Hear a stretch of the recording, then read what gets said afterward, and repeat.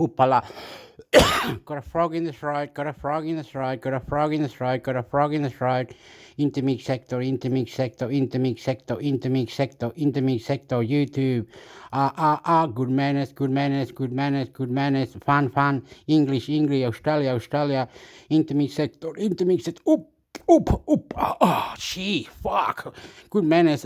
Intermix sector, please. Intermix sector, YouTube channel. YouTube, Google setting, God. Here we go. 1, 2, 3, 4, 5. Let's go this one. Let's get into it. Let's see what can we do. What can we do? YouTube. Intermix sector. Fuck you. I love you. Good manners. Listen and reply. Intermix sector. I love you. Subscribe to Intermix sector.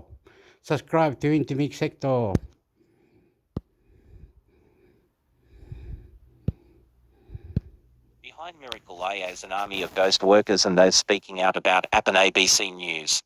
In news headlines, artificial intelligence is sold as miraculous, somehow better at diagnosing than doctors, more effective at design than architects. Key points. Biotech company Appen boasts of having 1 million flexible contributors in more than 170 countries. The term ghost workers was coined to describe these contributors, some of whom are complaining about being underpaid. The company says it uses location-based minimum wage to ensure they're paying above. In the narrative spun by startups and industry behemoth, AI is the mysterious creation of those few with 6- to 7-figure salaries and degrees from AV-covered universities.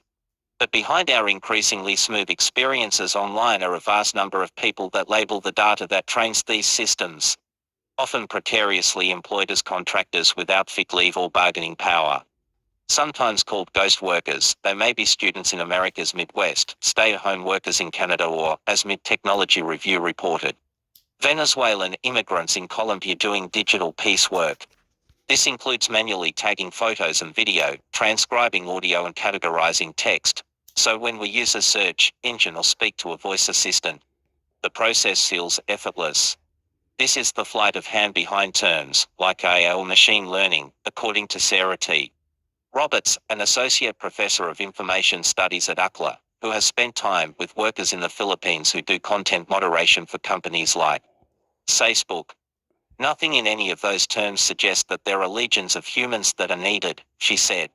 Some of these legions work for Appen, a globally significant and long-term player inside a supply chain. The Sydney-headquartered company boasts of having 1 million flexible contributors in more than 170 countries who do these tasks for clients including Amazon, Google and Boeing. Missed invoices and dead ends. Dispersed across the world, these workers don't typically meet in person. But in online forums, Appen's crowd chats about promising projects, the benefits of flexibility in which data labeling companies pay the most. They also detail frustrations, missed invoices, flow communication from the company and projects that disappear or don't make sense. On a Reddit forum dedicated to working online, posts advised beware of Appen. And Appen, save yourself time and frustration. Several Appen contractors who spoke with the ABC under condition of anonymity, due to fears of repercussions from the company, claimed invoices were sometimes missed for a whole month or delayed. One American worker showed the ABC an invoice tab on Appen's dashboard that showed no invoice generated for the month of June, which they said amounted to hundreds of hours of missing pay. The company did have an issue with invoicing for one project this year that has now been fixed, according to Appen spokesperson Christina Golden. We have always kept open communication with our contributors. If they have a need to share feedback anonymously, we have a whistleblower hotline that is given to all contributors. But getting in touch with someone who can actually help at Appen is increasingly difficult, according to some of its workers. With slow and seemingly boilerplate responses to problems with jobs or pay. I used to get generic please allow 3 business days for tickets to be settled emails, one said. The last 3 support tickets I sent were automatically closed, as soon as I sent them with no reply or action taken on them. Another said he was invited to participate in projects that simply never materialized. Appen has turned up frequently in the business press after a recent downturn in financial performance. In its first half of 2022 results call, Chief Executive Mark Brayan said revenue had fallen in part due to a slowdown in spending from some of its large customers. Mr. Brayan ascribed this to weaker digital advertising revenue affecting its and related programs. Some have speculated this will impact how the company treats its contractor workforce, especially when it's competing with competitors that chase workers in locations where they can pay the least. As a Penn's former boss, Lisa Braden Harder recently told the Sydney Morning Herald, "You can definitely do a race to the bottom." The ABC spoke with workers who said their pay was around or just above minimum wage in their location. Appen spokesperson MS Golden said the company used location-based minimum wage to ensure they were paying above. Rates vary by the project due to the different levels of difficulties or expertise required to complete the task. In fact, crowd conditions are named as a potential risk in the company's 2021 annual report, with customers requesting information on worker conditions, particularly around content moderation work, which can expose people to extreme and disturbing content. One of the maids sweeping their nursery They were doing this thing about the PM fire up green opposition to housing plan, right? And they were making new houses, pretty houses, big houses, 5 bedroom, 2 bedroom, 1 bedroom, department, all this. They were building heaps, but not in all areas because they weren't allowed to. The government was cracking down. Sydney's getting too big. You can't make any more suburbs. You can't make any more suburbs. The technology was going nuts. The government was going off. And anyway, the bank, I think it was the bank, some government, they had people that work back in the back areas. How can I explain this? In the technology in the back, intelligent people were doing things in the background and all that, and people wasn't going to do those jobs like fix their cyber security, fix telecommunication, IBM, computer, taxes, house selling, real estate, money. A lot of things where was like in Canada, how to buy a shop in Canada, how to make a business, free enterprise, international computer network. They had all this. The government has got a lot of back doors and building and security that need to fix, from cyber security to stealing money from the bank, taxes, roads, lawsuits, and heaps more question Australia. room. Technology companies rarely acknowledge the work they contract through companies like Appen, much less the army of people that train their algorithms. Monash University's Jason Sadowski, who studies the social impact of digital technology, says this kind of data labor is barely discussed in public. And when it is not granted anywhere near the same level of respect or remuneration as other kinds of high-tech work. You don't want to look at the wizard behind the curtain. Do you know more? Contact Ariel Bogle using Protomail on abogle@protomail.com. Append's workers described tasks like making voice recordings or taking short videos of certain objects to help develop what they sought was voice command technology. Others seem to be focused on improving mapping technology or search engine results. Arden Asterisk, an Appen contractor from the US Midwest, spoke about one project in which they would be shown a piece of content, an image, video, or string of text. They would then have to summarize the purpose of the post in one sentence and find a link to a trustworthy source that touched on the same subject. They would be given a minute or less to review text, but more time for a long video or streamed content. There were many health-related scams, election fraud, covered misinformation, fake quotes, fake USO photos, they said. These were our specialty, but I'd also sometimes see calls to violence, self-harm-related content, violence, or abuse material and more. Arden said it was both fascinating and unnerving to literally train a computer to do their own job. It's very engaging work, but once these computers learn from us, that job is gone. Possibly forever. Drive Sadowski suggested data annotation work will only become more specialized as companies attempt to build AI systems in industries like medicine or insurance. But will workers that develop expertise such as the knowledge of how to spot a melanoma or assess a car damage claim and correctly label it be recognized as essential to the industries for which they help build these systems and be rewarded for it? I tell my friends and family that, while the engineers at Google, Amazon, Apple, etc. are like birth parents and private tutors of AI babies. On one of the maids sweeping their nursery room and cleaning their clothes, one worker based in East Asia told the ABC, "I know that I am a replaceable workforce in this business, but Appen had shown such little respect to its contributors that I was constantly reminded of that fact. Asterisk not their real name. Science in your inbox. Get all the latest science stories from across the ABC." Yes, they have to go in the back doors. The government have cyber security. They got army, intelligence, USA, army. They are here based in Australia in the Northern Territory. There's 1,000 army of American united with NATO and to help Iraq and Afghanistan to live life, to buy a house, money, money, money, money. All these things that are been stolen, or maybe not, or maybe yes, or how they cyber, how the computer, how the work, how the bank, or how your house, how your money, how you work, how you live, the whole lot is fucked. My what push flip. Anyway, don't worry, it's all good. Okay, I wanted to do something about Bing. Go to Bing, please. Yes, and then go to PC driver update my PC driver update tips tricks.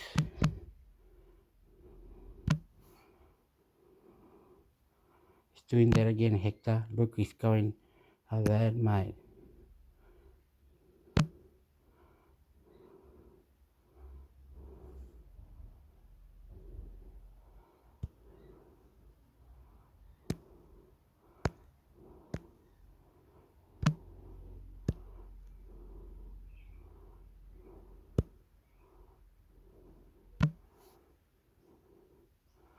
PC driver update tips and tricks.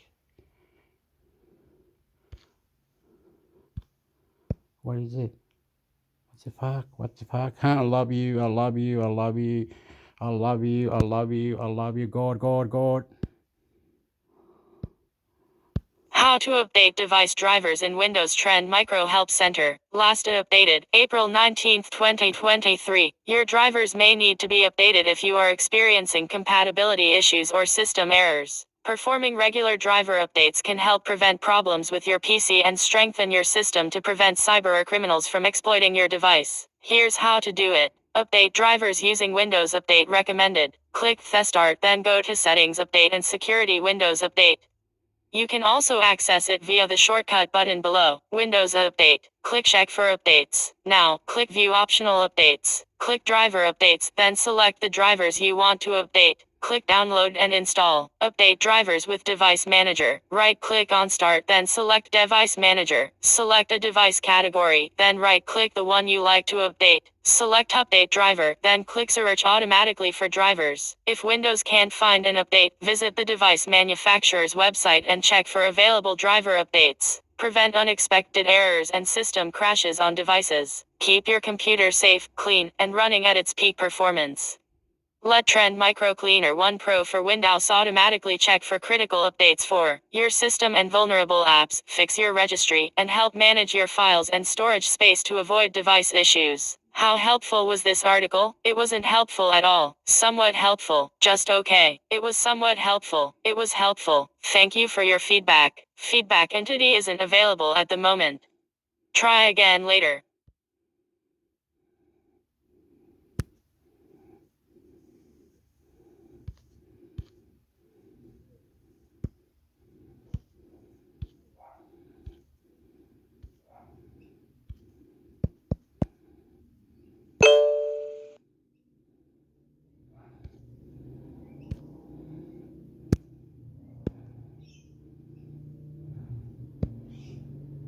Number 1 in cloud security and endpoint cybersecurity Trend Micro O. Security solutions for the threats of today and tomorrow. Detect and respond to threats faster. Tackle the challenges of simplifying and accelerating threat detection and response to reduce the constraints on SOC and its security teams. Trending flat. Understand, prioritize, and mitigate risk. Meet your solution consolidation goals, compliance requirements, and cyber insurance conditions through continuous attack surface monitoring. Trending flat. Secure your borderless workforce. Mitigate risk from your users and the tools they rely on to be productive, wherever they are, with identity, endpoint, email, mobile, and web protection. Trending flat. Protect your hybrid multi-cloud world. Discover how to realize the benefits of the cloud while seamlessly protecting your cloud environments. Trending flat. Protect your cloud-native apps. Achieve complete visibility and control of your application security at every stage of their life cycle. Trending flat. Eliminate network blind spots. Leverage high-performance protection that is purpose-built for the entirety of your network environment. From the cloud to the data center to the factory floor. Trending flat. Augment your security teams with 24/7 managed detection, response, and support. Extend your team, swiftly detect and respond to threats, and improve the agility of your security posture with premium support, managed XDR, and incident response services.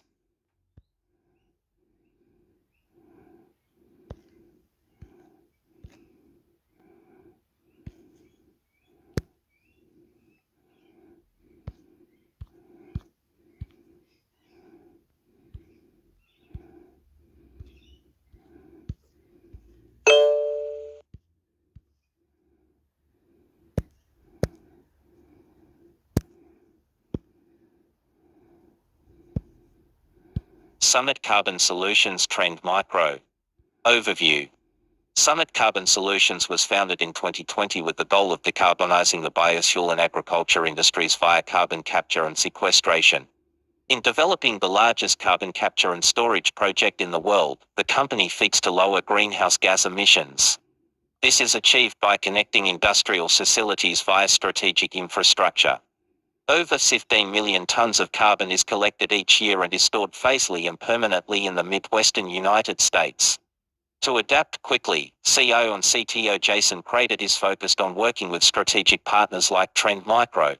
Challenges. Summit Carbon Solutions' rapidly expanding employee base is both distributed and mobile, making endpoint security an ongoing challenge. Security for burgeoning OT operations is crucial, as is compliance with government security mandates. As a startup that has successfully raised funding, Summit Carbon Solutions must continuously demonstrate that its security infrastructure is capable of fully protecting assets and data. For the auth workloads, Trend Micro helps us to protect our data to make sure we can certify where we keep our carbon. Jason Cradett, CEO, CTO, Summit Carbon Solutions. Why Trend Micro? Having been a customer for almost 10 years across several different companies, Cradett knew Trend would be a great partner for Summit Carbon Solutions' dynamic growth. It was so important to us to have a vendor that could go where we needed and grow as we needed, says Cradett. With the company's environment being 100% in the cloud, the choice was also a technical decision. Having a solid understanding of the cloud was incredibly important, says Cradett. We needed a partner that could grow with us in a multi-cloud environment and move as fast as we need them to, while also providing us with a sense of peace that we are secure. Solution. With Trend Cloud One and Trend Vision One solutions deployed, Cradett has gained the visibility needed for his environment. For the auth workloads, Trend Micro helps us to protect our data to make sure we can certify where we keep our carbon. Trend Cloud One helps us to protect the data that we have everywhere. We have machines, computers distributed, so Trend Cloud One gives us one central pane of glass to see and secure it, says Cradett. Additionally, as his company is currently in I like to say, fuck you, fuck you, fuck you. The question and reply, because could be cyber attack, could be anything. How do a bug or international computer network?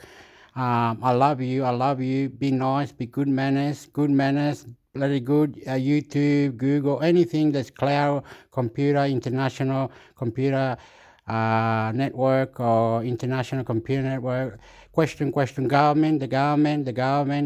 Australia is working hard in all different points, directions. Banks, Medicare, cards, people's health, schizophrenia, violence, sex offenders, pedophile, everyone together, everyone together. I love you, I love you, I love you, I love you, I love you, I love you, I love you. The engineering design phase of a massive move into IoT. Credit is looking at T-Zone for managing the unique security challenges of IoT. It's the right technology for us, because it's a field-ready platform, says Credit. It's exciting to me, because it's all the same ecosystem. T-Zone flows into Trend Vision 1 for management and reporting. Vision 1 is amazing. The ability to see and track a threat from potential to attack. Jason Credit, CTO, Summit Carbon Solutions. Results. Trend has simplified and enhanced the process of detecting, tracking, and countering threats for Credit and his team. Trend Vision 1 is amazing. The ability to see and track a threat from potential to attack, seeing how it exploited a vulnerability, and playing with it from a reporting perspective, gives you the comfort that you have all the information and knowledge you could ever need, says Credit. The optimization and scalability of all Trend solutions makes Credit's job easier, as it's an advantage over a security solution cobbled together from multiple vendors. All Trend micro products share common ways of presenting information that creates a cohesion among all the applications. I can jump from one to another and know what I'm going to get, says Credit. What's next? Summit Carbon Solutions growth has been remarkably dynamic. Although the company is already a leader, there's plenty of room for expansion. I know that as the company grows, as are the next thing, such as containerized security options applications, Trend Micro is going to be there for me, says Credit. Through years of fruitful collaboration, Credit has taken on his latest challenges knowing that Trend is a partner. That feeling of togetherness and how we build and deploy according to need, it's like we're in this together. It's a true partnership. Love-hate relationship.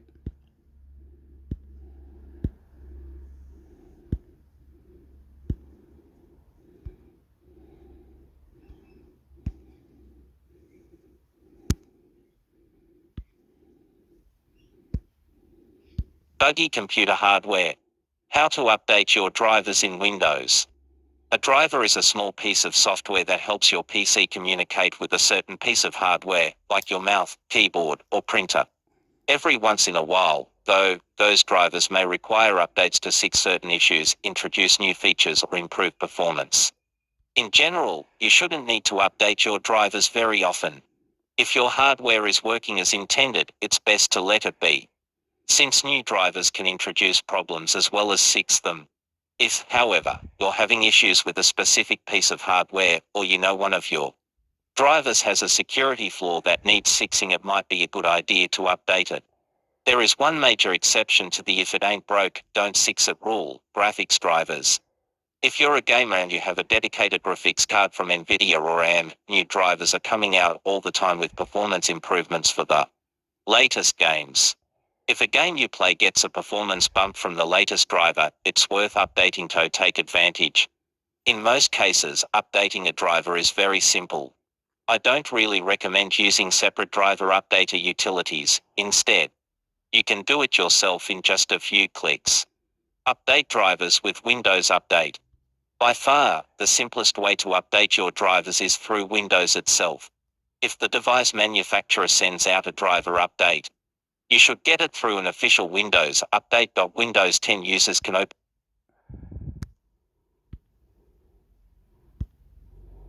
Buggy computer hardware. How to update your drivers in Windows.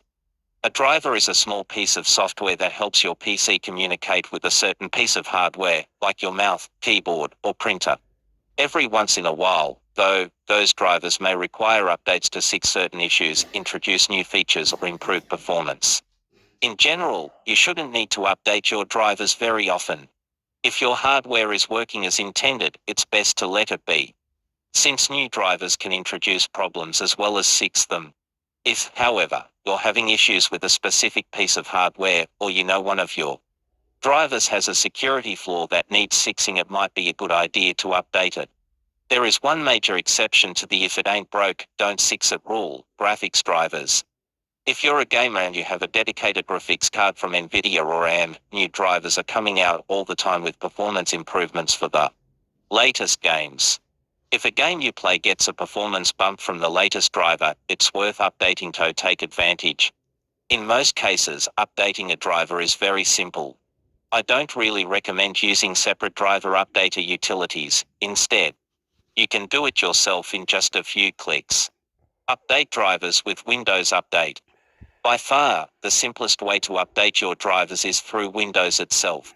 If the device manufacturer sends out a driver update, you should get it through an official Windows Update. Windows 10 users can open Settings, Update and Security, then click the big check for Updates button.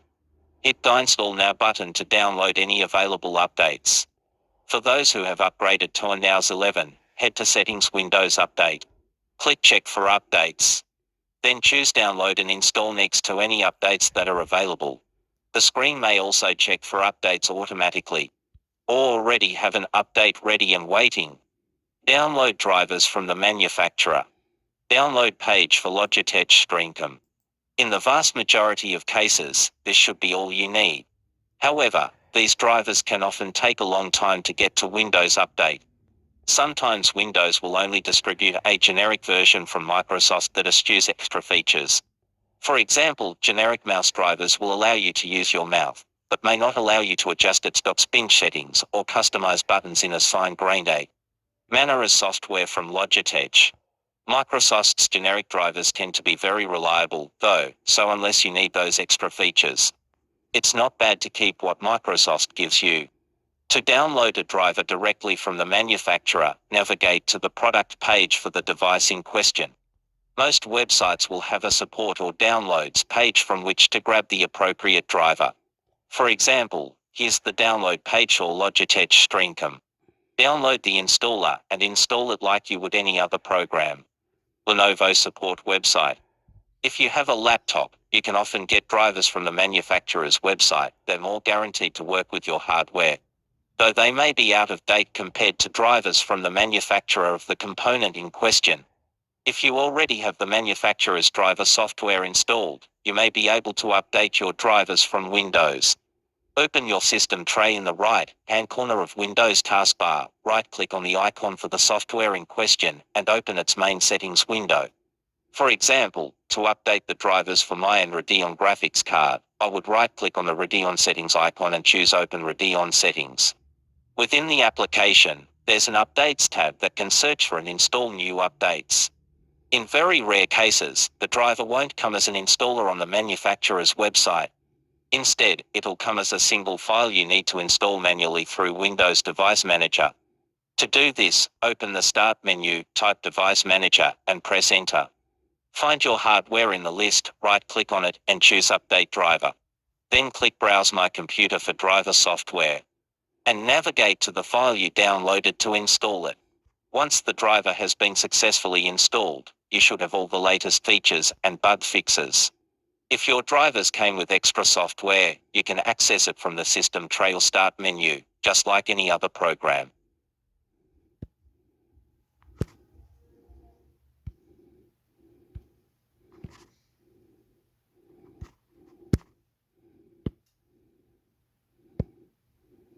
The best AI chatbots for 2023.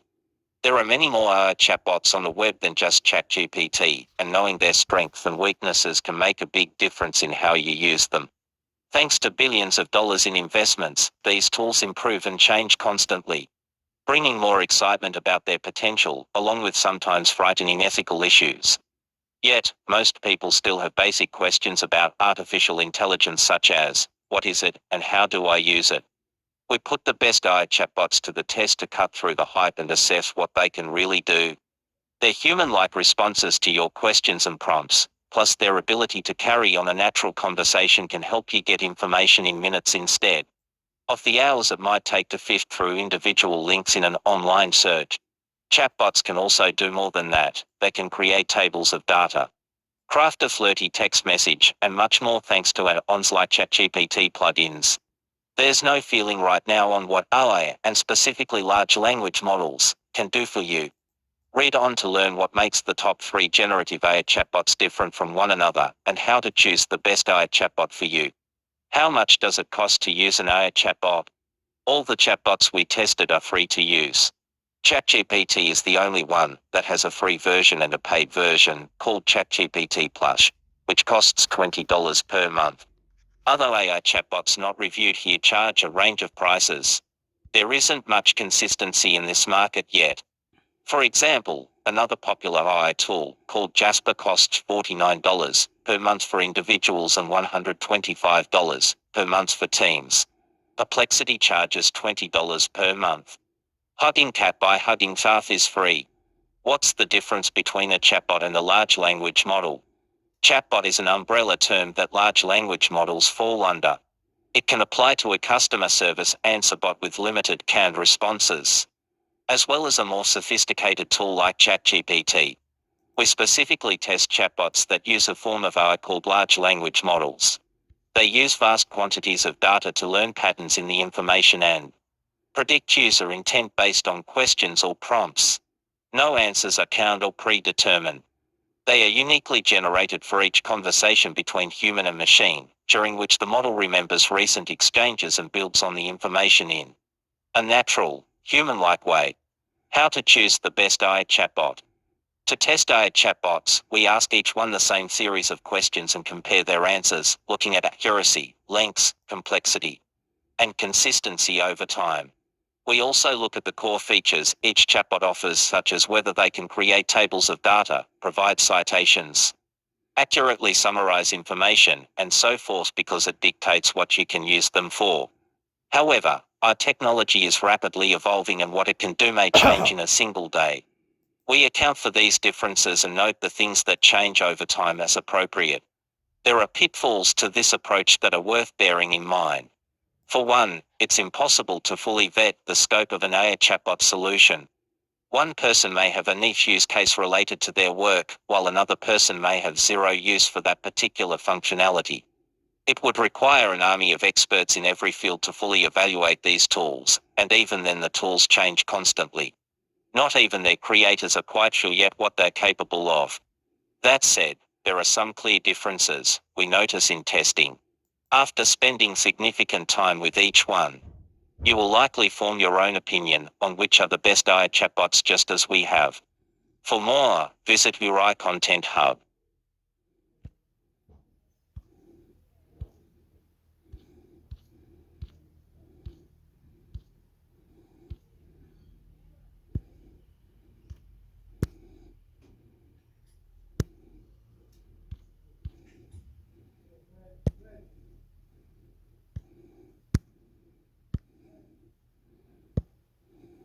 Time's running out. How to get your share of Facebook's $725 in privacy settlement.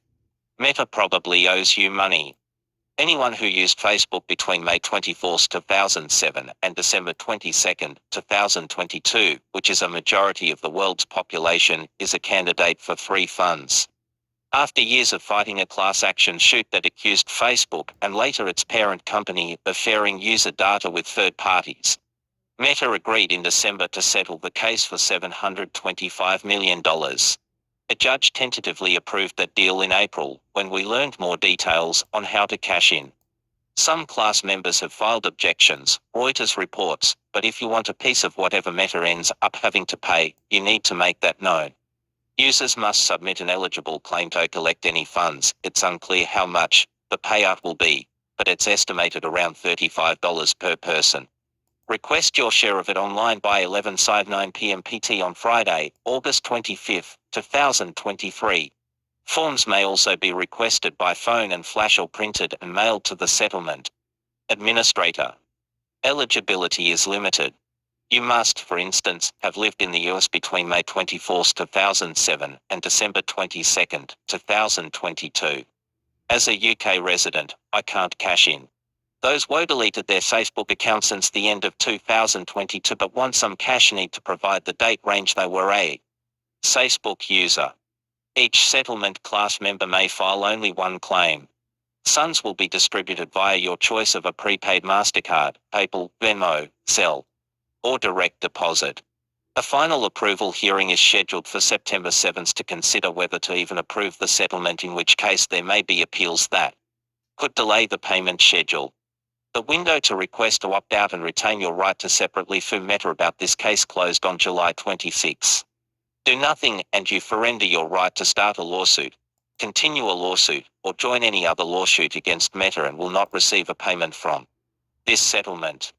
If you've moved, changed your name, or got a new phone number, you can update personal information via the settlement website. Simply click the link at the top of the page to make edits. You'll need to provide the confirmation code and claim ID from the initial confirmation email. Those who sent their claim electronically or by mail can email info@facebook.privacysettlement.com or Facebook Consumer Privacy User Profile Litigation. A Flasho Settlement Administrator, 1650 Arch Street, Suite 2210, Philadelphia, PA, 19103.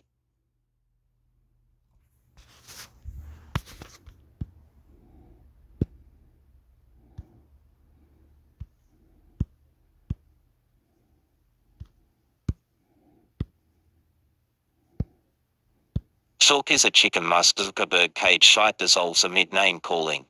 It looks like tech match between Mark Zuckerberg and Elon Musk is off because to no one's surprise the two rival fierce can't agree on anything.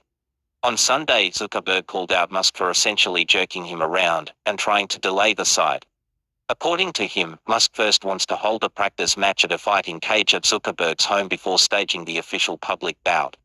I think we can all agree Elon isn't serious, and it's time to move on, Zuckerberg posted on his rival social media platform, Threads. I offered a real date. Dana White asked President offered to make this a legit competition for charity. Elon won't confirm a date, then says he need figure. And now asks to do a practice round in my backyard instead. The offer from Musk to hold a practice site at Zuckerberg's house is real, according to the author Walter Isaacson, who is writing a biography about the Tesla CEO. As evidence, he posted a screenshot showing the text exchange between the two tech figures. In it, Musk says he'll be in Palo Alto, California, today. But he also concedes, I have not been practicing much, apart from a brief boot with Lex Fridman. In his own post on Threads, Zuckerberg says it was up to Musk on whether he was ready to throw down. He then posted a photos himself sparring inside his backyard site cage. If Elon ever gets serious about a real date and official event, he knows how to reach me, he added. Otherwise, time to move on. I'm going to focus on competing with people who take the sport seriously. In response, Musk tweeted at Shulk is a chicken. In a later tweet, Musk joked about swinging by Zuckerberg's home anyway. Can't wait to bang on his door tomorrow.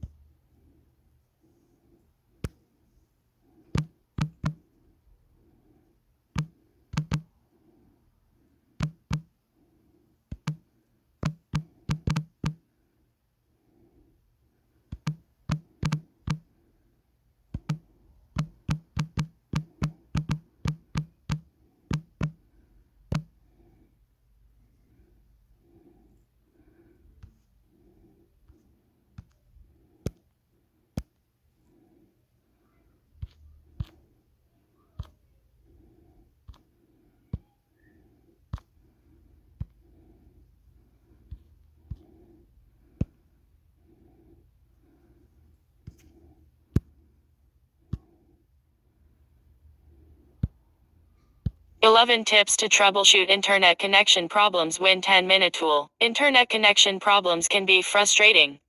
This tutorial provides 11 tips with step-by-step guide.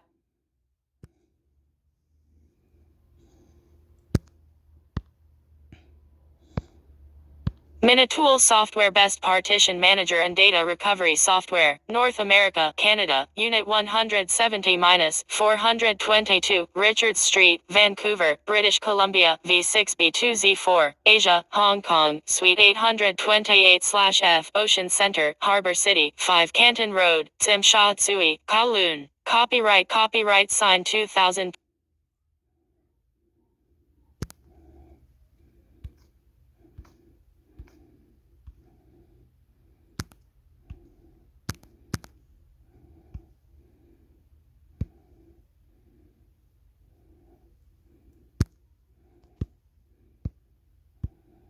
Minitool Data Recovery Software for Windows and Mac. For Windows users, Minitool Power Data Recovery is the professional data recovery software for Windows users. You can use it to recover any deleted/lost files under various data loss situations. Supported devices include Windows Computer, external drive like HDD, SSD, USB, SD card, memory card, and more. You can choose free edition or paid edition based on your own needs. Minitool Power Data Recovery Free for Mac users. Minitool Mac Recovery software is designed for Mac users to recover deleted/lost files from all types of Mac computers and Mac-compatible devices. If you use a Mac, you can install this professional Mac data recovery tool to easily recover data from Mac, external HDD, SSD, USB, SD/memory card, etc. Corrupt/formatted drive is supported. It can also repair corrupt photos and videos. Stellar Data Recovery for Mac. What's new in Power Data Recovery v11.6? View full upgrade history. Brand new preview tool for audio, video, and pictures. Save files within the interface of the new preview tool. Additional file types are available in the raw files scan results. Minitool can solve different data loss cases. Hard drive fails. Partition becomes raw. Accidentally deleted files.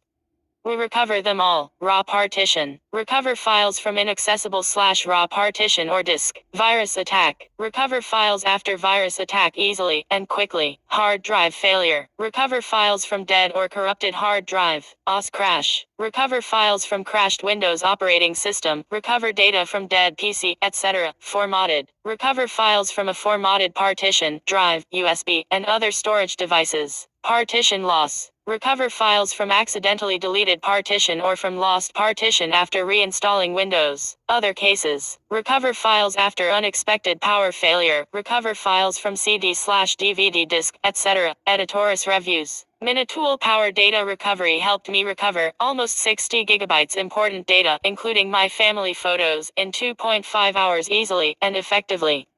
Thank you. Minitool Power Data Recovery Free Edition is a free file and data recovery tool for Windows. It bundles several tools that together can recover lost and deleted data from hard drives, USB drives. Minitool Power Data Recovery helped me recover almost 60 gigabytes important data, including my family photos, in 2.5 hours easily and effectively. Thank you, Michael Gilbert. Minitool Power Data Recovery Free Edition is a free file and data recovery tool for Windows. It bundles several tools that together can recover lost and deleted data from hard drives, USB drives. We use cookies to improve your experience.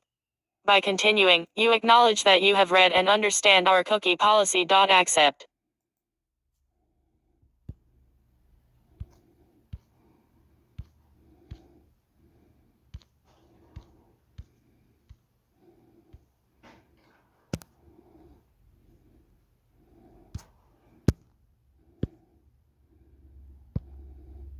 The History of Minitool Power Data Recovery and Mac Data Recovery, 2023, 2022, 2021, 2020, 2019, 2018, 2017, 2015, 2013, 2011, 2010, 2009, 2008, 2007, 2006, 2003, v11.6 July 15, 2023 latest upgrade. Brand new preview tool for audio, video, and pictures. Save files within the interface of the new preview tool. Additional file types are available in the raw files scan results. Fixed several bugs. V11.5 March 14, 2023. Fixed the error code -1 registration issue. Fixed the bug that the file name status displayed is incorrect when selecting files on the search results interface. Fixed the abnormal forward and backward on the search results interface. Fixed the bug that the number of recovered files is inconsistent with the number of selected files. Highlight the file path when moving forward and backward on the search results interface. Optimize the search feature, which now can show the search result if there is space before or / and after the entered file name. Fix the bug that the save progress stuck at 68% due to abnormal MP4 files. Fix the software crash issue that is caused by logical errors. V11.4 December 20, 2022. Brand new search box to quickly find needed files from numerous scan results. Fix the bug that the status displayed is incorrect when selecting files. Continuously improve the disk scanning speed to quickly find lost files. V11.3 August 9, 2022. Optimize the data filtering function. Optimize the data recovery from exFAT partitions. Fix the animation bug of the main interface. V11 May 17, 2022. Rebuilt the data structure of type on the scan result page. Fix the bug that type does not show any file when scanning from specified paths. Optimize the filter function for better filtering result. Optimize the display of the main interface when selecting a location to scan. V10.2 December 14, 2021. Brand new scanning interface with new icons. Optimize the position of the scanning progress bar. Fix the bug that software doesn't scan CD/DVD. V10.1 October 19, 2021. Clearer tree structure to show found files. Brand new and enhanced filter options. Easily save scan result before exiting. Windows 11 compatible. V10 July 20, 2021. Brand new interface. Improved data recovery from FAT32 partition. Some bug fixes. V9.2 January 21, 2021. Improve the accuracy of exFAT partition data scan and recovery. Fix the software adaptive resolution scaling issue for Windows High DPI displays. Bug fix for the selected files and recovered files not showing the same size. Bug fix for the size of selected files is not the same as that shows in the register window. V9.1 November 2, 2020. Add in software purchase. Continue to recover the file which triggers the 1 GB recovery limit in the free edition until that file is fully recovered. Bug fix for Minitool Power Data Recovery boot failure in Win due to D3D9.dll missing. Bug fix for file preview failure due to D3D9.dll works abnormally. V9.0 August 3, 2020. Add desktop recovery feature.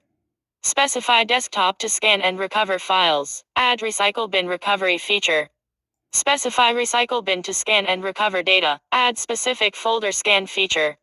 Select a folder to scan and recover files. V8.8 April 20, 2020. Add Spanish. Add multiple languages support for file previewer. Improve raw scan on SWF files. Enhance the software download and installation speed. V8.7 December 31, 2019. Add monthly subscription and yearly subscription editions. Improve raw scan on FLV and MOV files. Some bug fixes. V8.6 September 29, 2019. Add French/Italian/Korean. Add instructions to guide users through complex data recovery situations. Enhance data recovery efficiency and raise data recovery accuracy. Bug fix for Minitool Power Data Recovery fails to display the video dimensions. Bug fix for Minitool Power Data Recovery fails to load the .rs file copied from another computer. Bug fix for Minitool Power Data Recovery hangs when previewing big BMP files. Bug fix for Minitool Power Data Recovery reports errors when there is virtual floppy drive in the virtual machine. V8.5 April 28, 2019. New preview engine supports 70 types of files including Word, Doc, Docs, RTF, Dots, TXT, Excel, XLS, XLS, XLS, XLTs, XLTeam, XLS, IDS, CSV, PDF, PDF, EPUB, text, SIGM, XSLFO, SVG. PPTX, PPS, POD, PPSX, PPTM, PPSM, PODS, POM, ODP, Image, JPEG, JPG, JP, BMP, TIFF,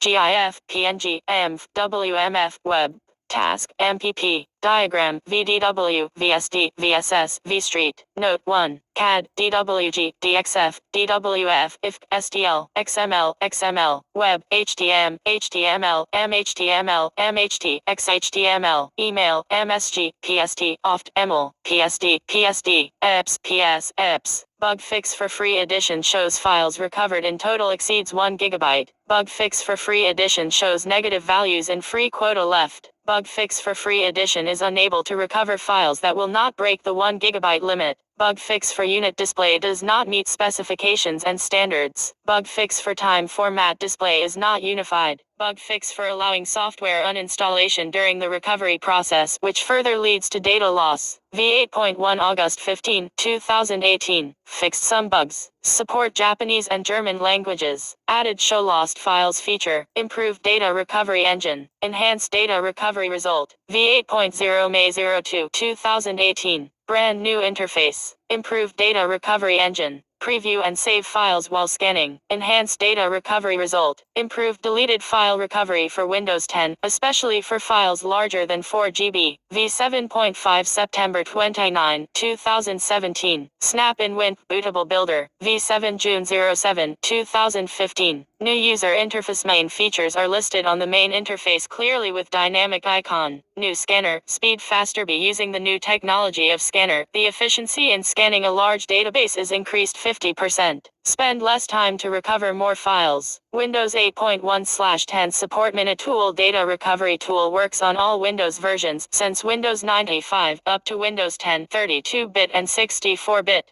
V6.8 September 25, 2013. Version 6.8 comes with an enhanced scan and recovery data engine and supports 4096-byte sector-based hard drive. V6.6 September 16, 2011. Enhanced scan and recovery data engine with automatic error correction. V6.5 December 20, 2010. Version 6.5 may include unspecified updates, enhancements, or bug fixes. V6.0 August 09, 2010. Support CD/DVD recovery, lost partition recovery, digital media recovery and photo recovery.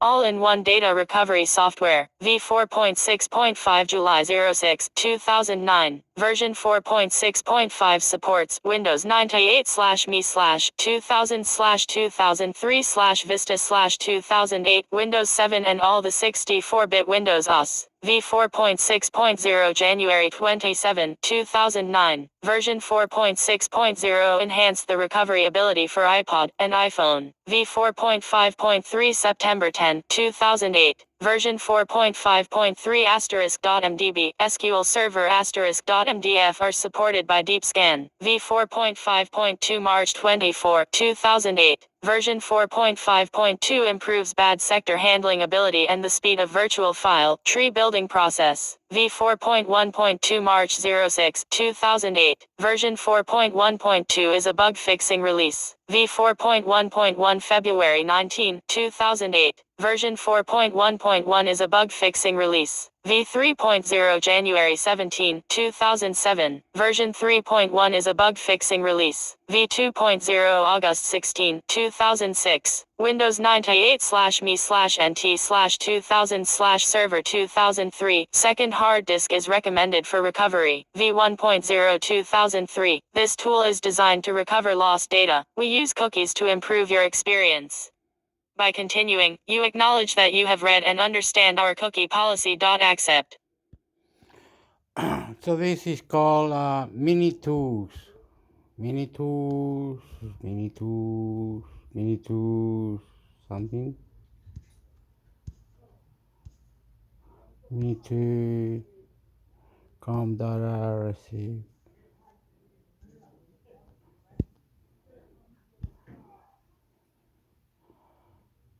So do I go back? So if you muck it up, so if I go back like this will take it out. This is called mini tools. So go to mini tools, a website, I suppose. What else does it have? Download. You can do heaps of mini tools, alright. So I'm gonna miss out. Oh, there, it's gone now. Mini tools. I'm not gonna. Oh my god. I'm scared now that I've lost it now, huh? Man, you fucking dickhead I am. Fuck you too, motherfucker.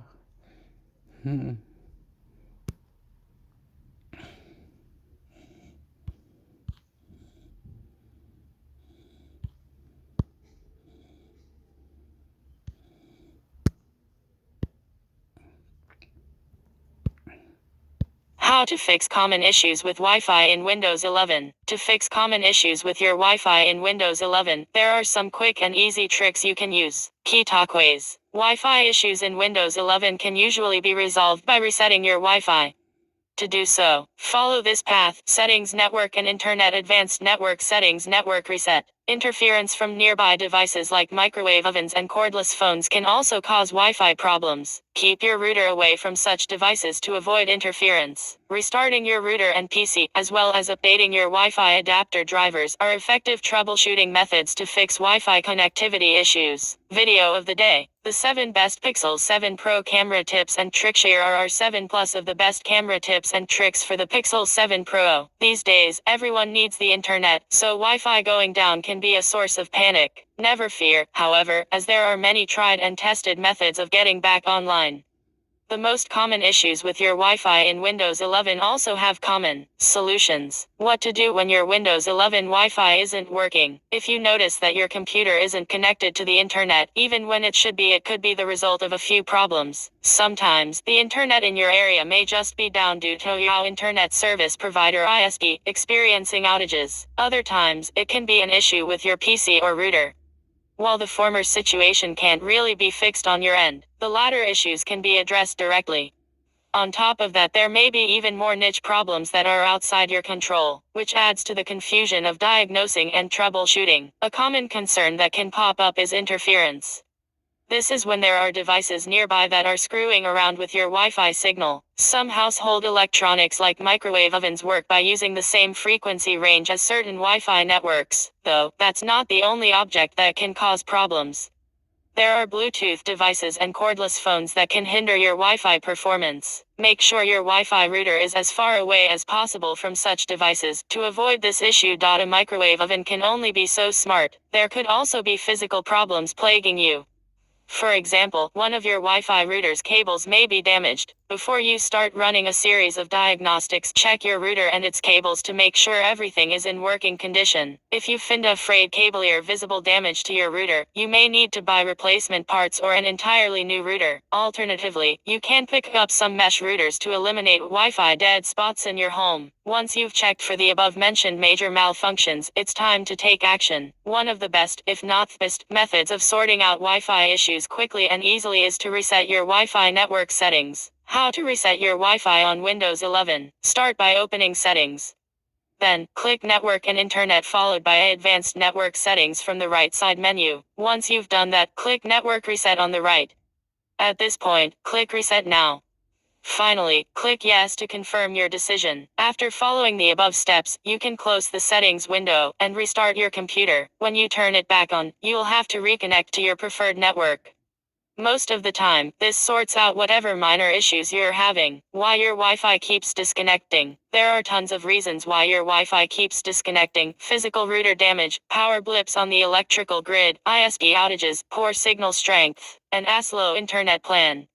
However, if the issue isn't a severe one, you can try one of 3 simple troubleshooting methods. Restart your router. Reset your router to its default settings. Restart your computer. The exact way to restart your router, as well as the way to reset the former to its default settings, will vary depending on the make and model of your router. Most of the time, you can consult whatever documentation said router or computer came with. If you no longer have such documents, or if you don't feel like wading through the endless packages in your closet, you can always look up your router on its manufacturer's official website. Rebooting a Windows 11 PC is very straightforward. However, restarting and resetting devices helps them start fresh when attempting to do anything. Sometimes, for one reason or another, PCs can get confused when there's a lot going on. For example, there be more laptops, desktop computers, tablets, and smartphones connected than the router is built to handle. Taking things from the top can sort out both known and unknown issues without you needing to do anything. The ideal solution: update your drivers. Another great trick is to update your Wi-Fi adapter drivers and Wi-Fi firmware drivers. Such drivers are software designed to help PCs locate and connect to Wi-Fi signals signals, among a few other feats.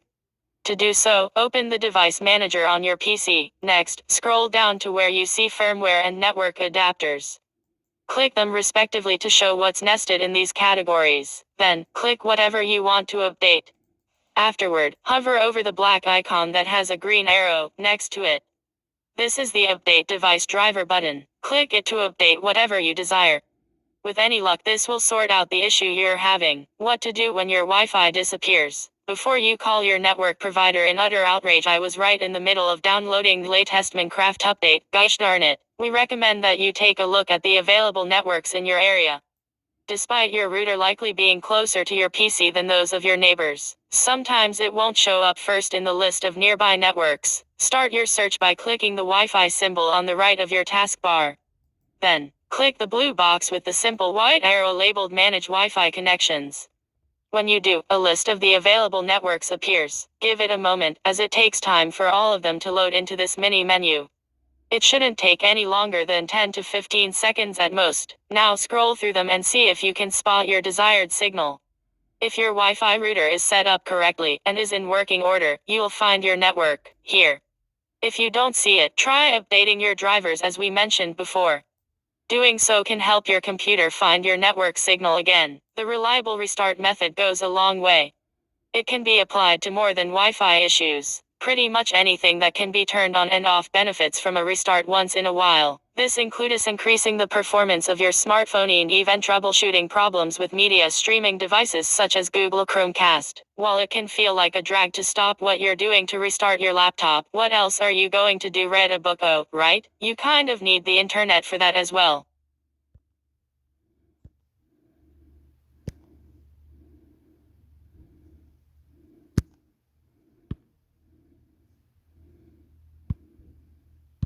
How to use your Android phone as a Bluetooth mouse or keyboard. You can use your Android phone as a keyboard or mouse without installing software on your computer. You can use an Android device as a Bluetooth mouse or keyboard without installing anything on the connected device. This works for Windows laptops, Macs, Chromebooks, smart TVs, and nearly any platform. You could pair with a regular Bluetooth keyboard or mouse. Here's how. Video of the day. Nothing phone 2. 5 best and 5 worst things. Want to sponsor the next Android Police video? Get in touch. Video sponsor at androidpolice.com. Using a phone or tablet as a wireless keyboard or mouse isn't a new idea. However, the downside to many solutions is that they require software on both ends. You need an app on your phone or tablet and a companion app on the receiving device. Download the app on your Android phone. The method that we'll show you only requires an app on your Android phone or tablet. The receiving device will then connect to it just like any other Bluetooth keyboard or mouse. It's a lot easier to set up and use. For the best results, the receiving device should have Bluetooth 4.0 and run Android 4.4 or higher, Apple iOS 9, iPod OS 13 or higher, only keyboards supported, Windows 10 or Windows 8 or higher, Chrome OS. First, download serverless Bluetooth keyboard and mouse for PC/phone from the Google Play Store and your Android phone or tablet. Open the app and you will be greeted with a message asking to make your device visible to other Bluetooth devices for 300 seconds. Tap Allow to begin. Next, select the 3-line hamburger menu icon in the top left corner to open the menu. Choose Bluetooth devices from the menu. Tap the floating Setup Remote Device or Add Device button in the bottom right corner of the screen. Connect the phone to your PC. Now, you will need to make sure that the receiving device is in Bluetooth pairing mode. Typically, you can enter pairing mode by opening the receiving device's Bluetooth settings. For Windows 11 and Windows 10, open the Settings menu and go to Devices, Bluetooth and Other Devices. Back in the Android app, you will see the device appear in the searching menu. Select it to proceed. You will be asked to make sure that the pairing code matches on both devices. Accept the menus on both devices if the codes match up. Once your Android device has been successfully connected, you can tap Use this device. You're now looking at a trackpad. Simply drag your finger around the screen to move the mouse on the receiving device. To enter text, tap the keyboard icon in the top right corner of the screen. You don't need to enter the text box in the app to use the keyboard. Simply start pressing keys. That's all there is to it. Again, this works on nearly any platform. With Bluetooth 4.0 or higher, you can use it with an iPod on the go, connected to your smart TV, or on a computer. It's a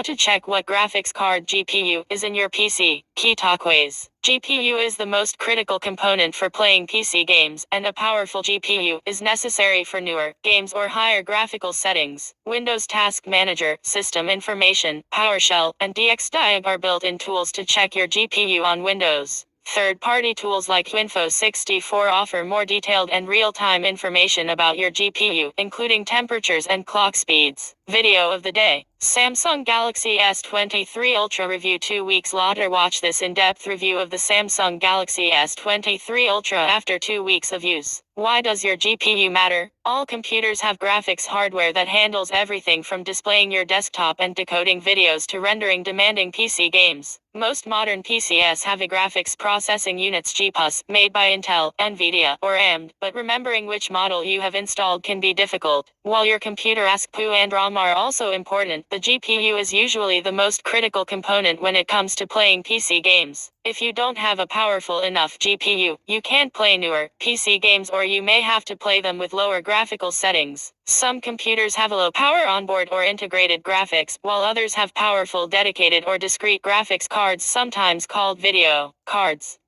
Here's how to see what graphics hardware is in your Windows PC. Check your GPU in Windows with the Task Manager. On Windows 10 and Windows 11, you can check your GPU information and usage details right from the Task Manager. Right-click the taskbar from the bottom of your screen and select Task Manager, or press Ctrl+Shift+S to open the Task Manager. On Windows 11, you can also press Ctrl+Shift+S or right-click the Start button and choose Task Manager. From there, select the Performance tab at the top of the window. If you don't see the tabs, click More Details. Choose GPU 0 inches in the sidebar. The GPU's manufacturer and model name are displayed in the top right corner of the window. You'll also see other information, such as the amount of dedicated memory on your GPU. In this window, Windows 10's Task Manager displays your GPU usage here, and you can also view GPU usage by application. If your system has multiple GPUs, you'll also see GPU 1 inch and so on here. Each represents a different physical GPU. If you have multiple GPUs in your system, for example, as in a laptop with a low power Intel GPU for use on battery power, and a high power Nvidia GPU for use while plugged in and gaming, you can control which GPU a game uses from Windows 10 Settings app. These controls are also built into the Nvidia control panel. Check your GPU with System Information. The System Information window will display almost anything you could ever want to know about your PC's hardware. Click the Start button, search for EMS info, then click System Information. Navigate to Components Display, and you will see the name of your GPU displayed at the very top. Check your GPU with PowerShell. If you want to check what GPU you have with PowerShell on Windows 10 or Windows 11, you can click the Start button, search PowerShell, and then pick PowerShell from the list or click Open.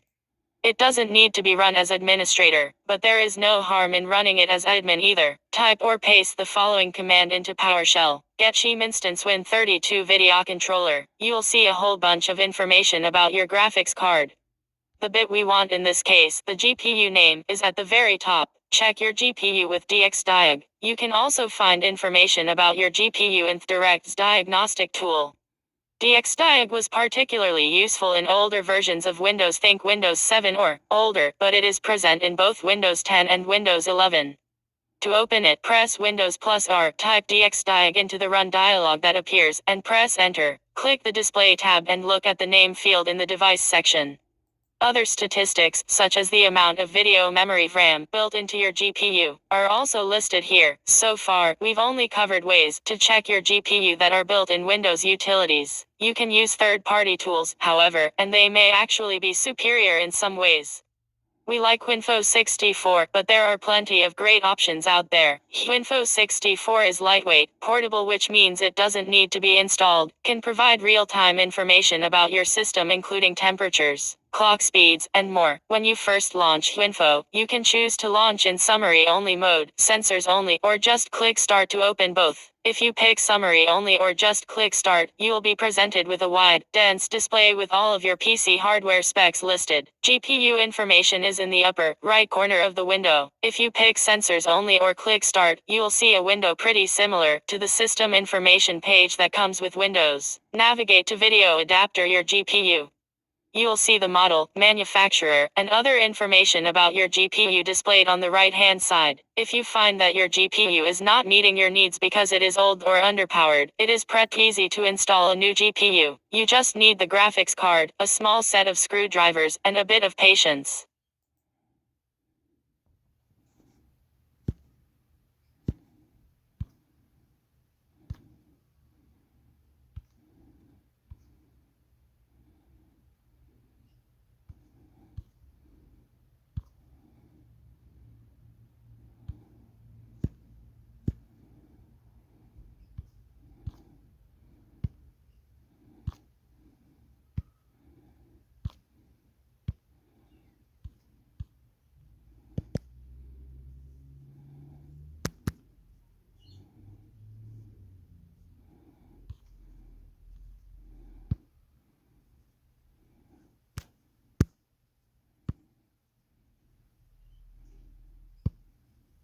The best Apple M1 devices. Invest in Apple's powerful M1 chip for the ultimate Apple experience on your lap or in the palm of your hands. The 2021 release of Apple's latest M1 processors, the M1 Pro and M1 Max, gave buyers a lot of options when choosing a portable Apple-powered device. However, it can also lead to confusion, especially if you're not familiar with which device is most suitable for you. From premium-powered iPods to portable MacBook Pros, there's a wealth of choice when it comes to the best Apple M1 devices. Here are the best Apple M1 devices available to purchase today. The 2021 release of Apple's latest M1 processors, the M1 Pro and M1 Max, gave us a lot of options when choosing a portable Apple-powered device. However, too many options can lead to confusion, especially if you're not familiar with which device is most suitable for you. From premium-powered iPods to portable MacBook Pros, there's a wealth of choice when it comes to the best Apple M1 devices. Here are the best Apple M1 devices available to purchase today. 14-inch Apple M1 Pro MacBook Pro, best overall. Apple Mac Studio M1 Ultra, best performance. 13-inch Apple M1 MacBook Air, most affordable. 11-inch Apple M1 iPad Pro, most customizable. Apple Mac Studio M1 Max, best for creators. Our favorite Apple M1 devices of 2023, 14-inch Apple M1 Pro MacBook Pro, best overall. Well-rounded M1 MacBook Pro with a fast SSD. The 14-inch Apple MacBook Pro features the M1 Pro chipset, giving you access to a 10-core CPU and 16-core GPU. It's fast, snappy, and well-suited for an intensive workflow. Pros. Choice between the 8-core CPU/14-core GPU or 10-core CPU/16-core GPU chip.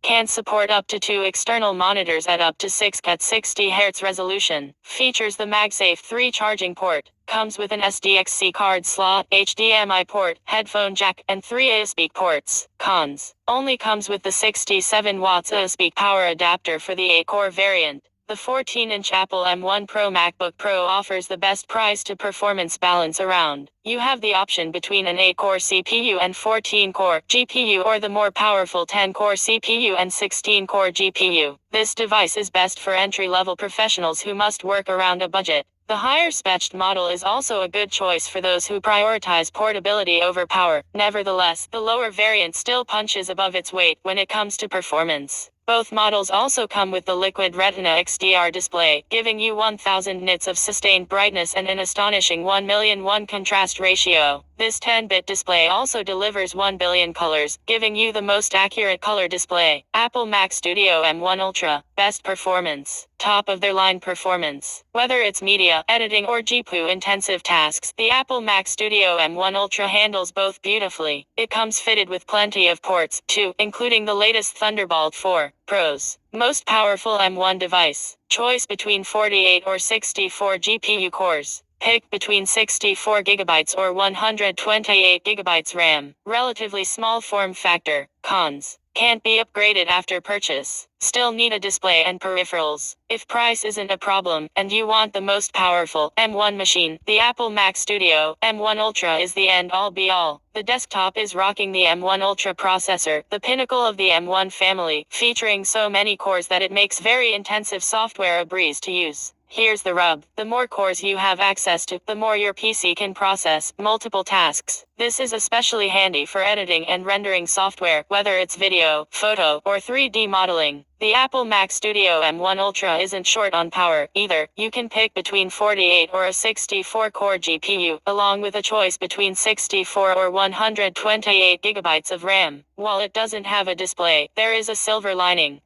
Seeing as the Apple Mac Studio M1 Ultra is built for intensive software, you'll need as much room as possible.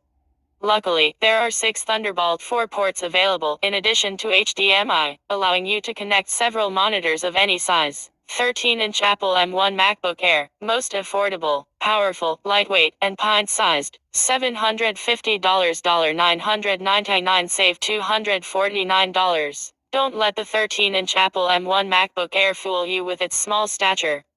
With 8 gigabytes of RAM and Apple's powerful M1 chipset, it's perfectly suited for productivity and everyday use. Pros: equipped with a Touch ID sensor for easy and secure logins. Supports one external display up to 6K at 60 Hz. Lasts up to 15 hours with wireless internet browsing. Only weighs 2.8 pounds. Cons: not as thin as the M1 MacBook Pro at its thickest point. Budget and Apple usually don't share the same space, but if you're looking for the quickest route to the M1 chip, then consider picking up the 13-inch Apple M1 MacBook Air.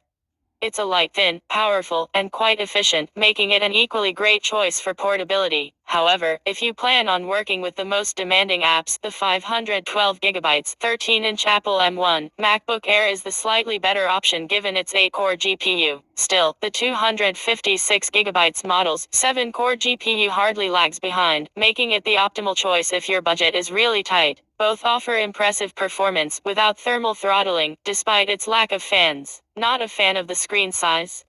Well, interestingly enough, the 13-inch Apple M1 MacBook Air is also powerful enough to support an external display at 6K at 60 Hz. 11-inch Apple M1 iPad Pro. Most customizable. Impressive hardware packed into a tablet. Tablets are the king of portability, so naturally, the 11-inch Apple M1 iPad Pro offers the best ratio of performance and size. With cellular capabilities, it also doubles as a mobile device. Pros: charges via USB, offers 4K video recording at up to 60 fps, lasts up to 10 hours on a single charge, equipped with Face ID for enhanced security. Cons: some iPad apps aren't as powerful as their macOS versions yet. For professionals after power, portability, and customization, the Apple M1 iPad Pro is the perfect marriage. With its 11-inch screen and 2388 x 1668 px resolution, you still have ample room for productivity while maintaining a sharp, colorful image. In fact, the 11-inch Apple M1 iPad Pro is compatible with many of Apple's external accessories, such as the Apple Pencil, Magic Keyboard, and Smart Folio. Any one of these transform your tablet into something more, especially all together. Additionally, the built-in ultra-wide camera utilizes center stage, keeping your beautiful mug in focus when you're having video chats with family, friends, and co-workers.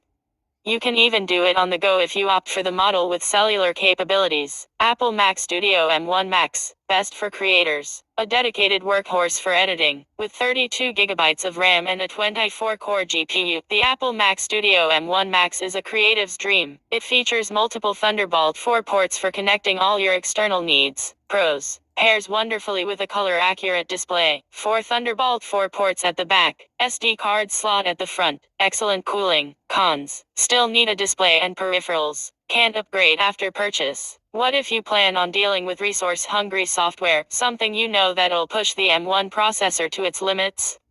Well, then meet the little brother to the Apple Mac Studio M1 Ultra, the Apple Mac Studio M1 Max. It also doubles as a budget option if you need a more stationary setup. Sure, the M1 Max is a step down from the M1 Ultra, but it's still a powerhouse, largely due to the extra hardware you get compared to the limits of Apple's laptops. With the Apple Mac Studio M1 Max, you have access to 32 gigabytes or RAM, a 24-core or 32-core GPU, and the M1 Max, which itself is a 10-core CPU. It's the perfect workstation if, say, you provide video or photo editing services on a contract-by-contract basis. You'll need plenty of storage space for those files, though.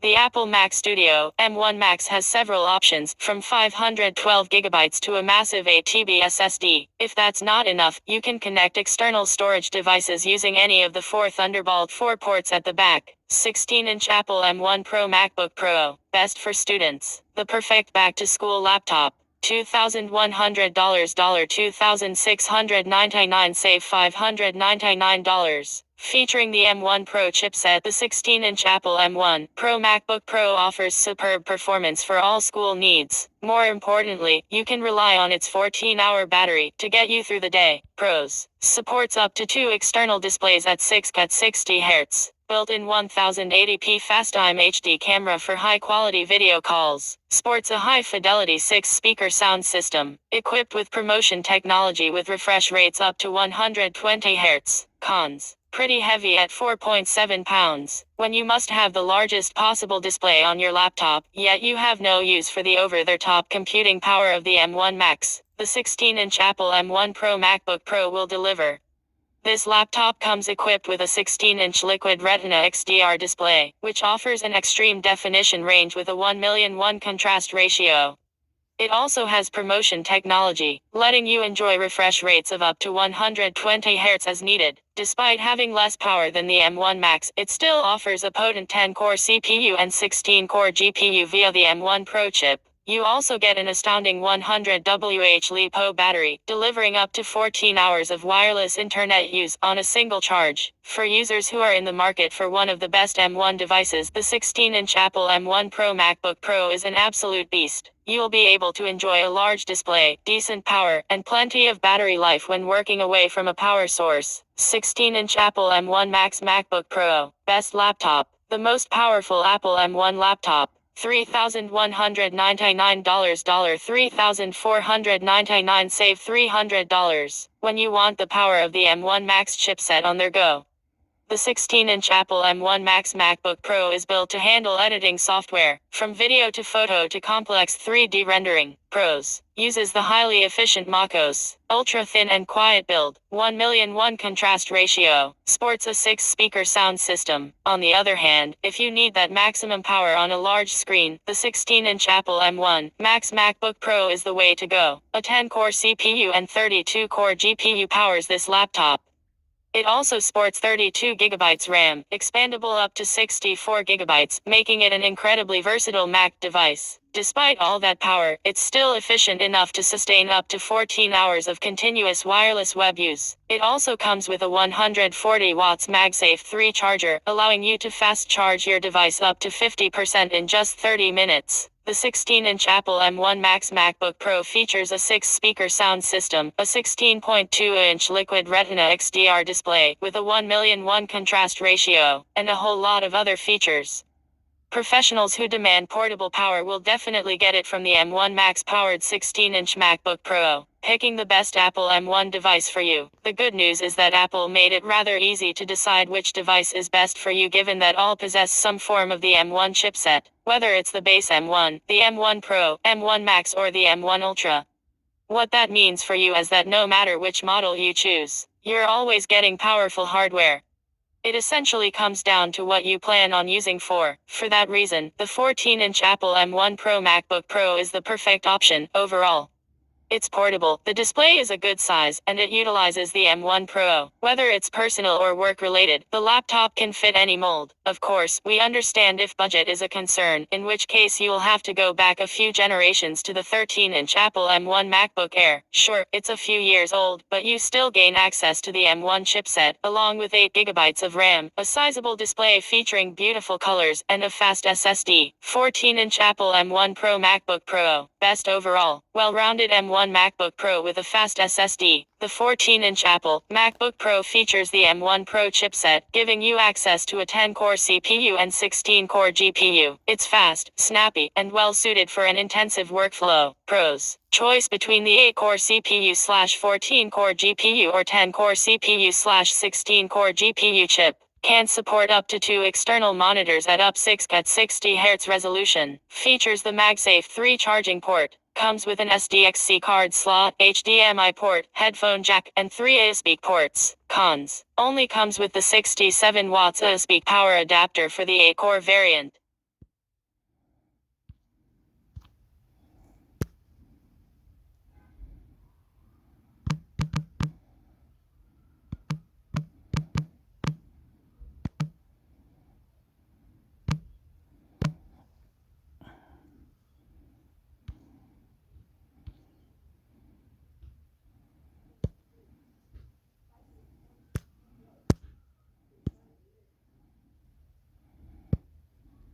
AI-powered call screening is heading to the Pixel 8. Here's what it needs to do. The Pixel 8 looks set to use Bard AI to handle your calls, meaning you'll never have to deal with spammers or automated phone menus ever again. Another year, another Pixel device.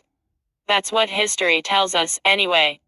Even though we entered spring 2023 without a concrete release date for the Pixel 8, we're already getting whispers about what to expect in future Pixel phones. Video of the day. EcoFlow Power Stream. The world's first balcony solar plant don't have room for rooftop solar and battery installation. The Power Stream might be just what one of those whispers states that Google is supposedly integrating Bard AI into the Pixel's call screen feature. If you are a Pixel user, you already know and love it.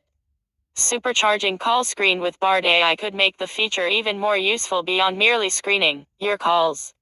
Below are 5 features I hope to see soon. 1. Make, confirm, and reschedule appointments on your behalf. We're attracted to small businesses for their personable and reliable service. But we often have to make trade-offs, such as when scheduling an appointment. Often, that involves us getting stuck on the phone and wishing there was an online option. That's why I want to see call screening make, confirm, and even reschedule appointments on your behalf. Google teased this feature way back at Google I/O 2018, so the technology has been there for years. Now, imagine that technology powered by Bard AI. I gave my initial impressions of Bard AI in March 2023, and while I wasn't exactly thrilled with its inconsistent answers, I was impressed with how darn fast it was. With improved accuracy and flexibility, it's not a stretch to think that call screen powered by Bard could handle all your over-their-phone appointments in the future. Here's how I'd like to see it work. First, call screen will ask if you want to manage an appointment on your behalf when calling a business that requires an appointment. Choose yes, then choose if you want call screen to make, confirm, or reschedule an appointment. A calendar screen showing the preferred date and times could also appear. That's it. The appointment would be added to Google's Calendar app, and you would be notified of the appointment accordingly. No human interaction required. 2. Show an instant profile of a caller. Pixel phones already do an excellent job of showing us who is calling. But it's basic information like the business's name. Pixel phones already apply specific labels to callers in the call log. Like the medical label when you call your doctor's office, or if the caller is considered spam or likely a scam. But that's after the fact. This information needs to be on the caller ID screen, so you know what the call is likely to be about before answering. 3. Auto-navigate prompts. I've been using sites like Agathuman to find the easiest way to reach a live human when I need customer support for the better part of 2 decades. No offense to Gethuman, but that's pathetic.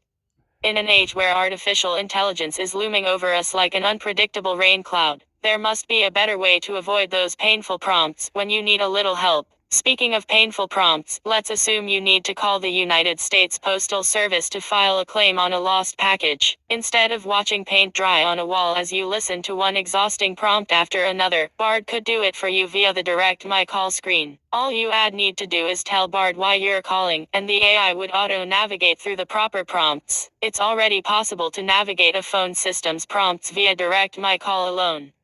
So this type of feature doesn't seem that far off. Food for thought. Google. 4. Let you have speech-to-text conversations over the phone. Speaking of game changers, what if you could transform any phone conversation into a live chat? That sounds awesome for introverts, but it'd be revolutionary for people with disabilities. Samsung's Bixby text call feature already offers a basic version of this, but Google could take it so much further. Here's how it could work. Before you make or answer a phone call, you could select the speech-to-text option. A chat window would appear, displaying what the speaker is saying. You could then type what you want in Bard's AI-powered voice to communicate back to them, all in real time. The receiver is experiencing a voice-based conversation, while you are sharing that same conversation with them, but in text form, with nothing lost in translation. Amazing. 5. Provide better protection against spam and malicious calls. The Pixel already does a decent job of stopping robocalls and other spam phone calls. Moreover, it can stop spam calls before your phone even rings. But I'd like to see call screen protect Pixel users from annoying phone calls and malicious calls that can destroy any unsuspecting person's life. Case in point, NPR reported in March 2023 that criminals are using artificial intelligence to clone unsuspecting people's voices, then calling their loved ones and asking for money. It's a type of scam that will only continue to grow. Google needs to figure out a way to use Bard to identify these types of callers before the phone rings on the receiver's end and stop the scam before it reaches their Bluetooth headset. A Bard-powered call screen is a fully realized call screen. Call screen is one of the most convenient features for Pixel devices, but it has felt stagnant in recent years. These AI-powered features would breathe new life into call screen and maybe, just maybe, become that killer feature Google has been chasing since the original Pixel's debut. Is it all good that they are tracking? Because when I'm doing now on my phone, it's already tracking it and it says block this number. This is a spam. So I'm happy with that. That this is a spam. This is a Samsung phone. This is a S9 Plus. I haven't got an update. I'm very lazy. I don't know. They said to get a SIP card, and I meant to borrow money from there years to come. I will pay with a SIP card. It's really silly. I don't understand it. But anyway, if I buy the Pixel 8 or the new Ultra or whatever, when I get $3,000 in 6 months, fuck you. It's a crazy shit, eh?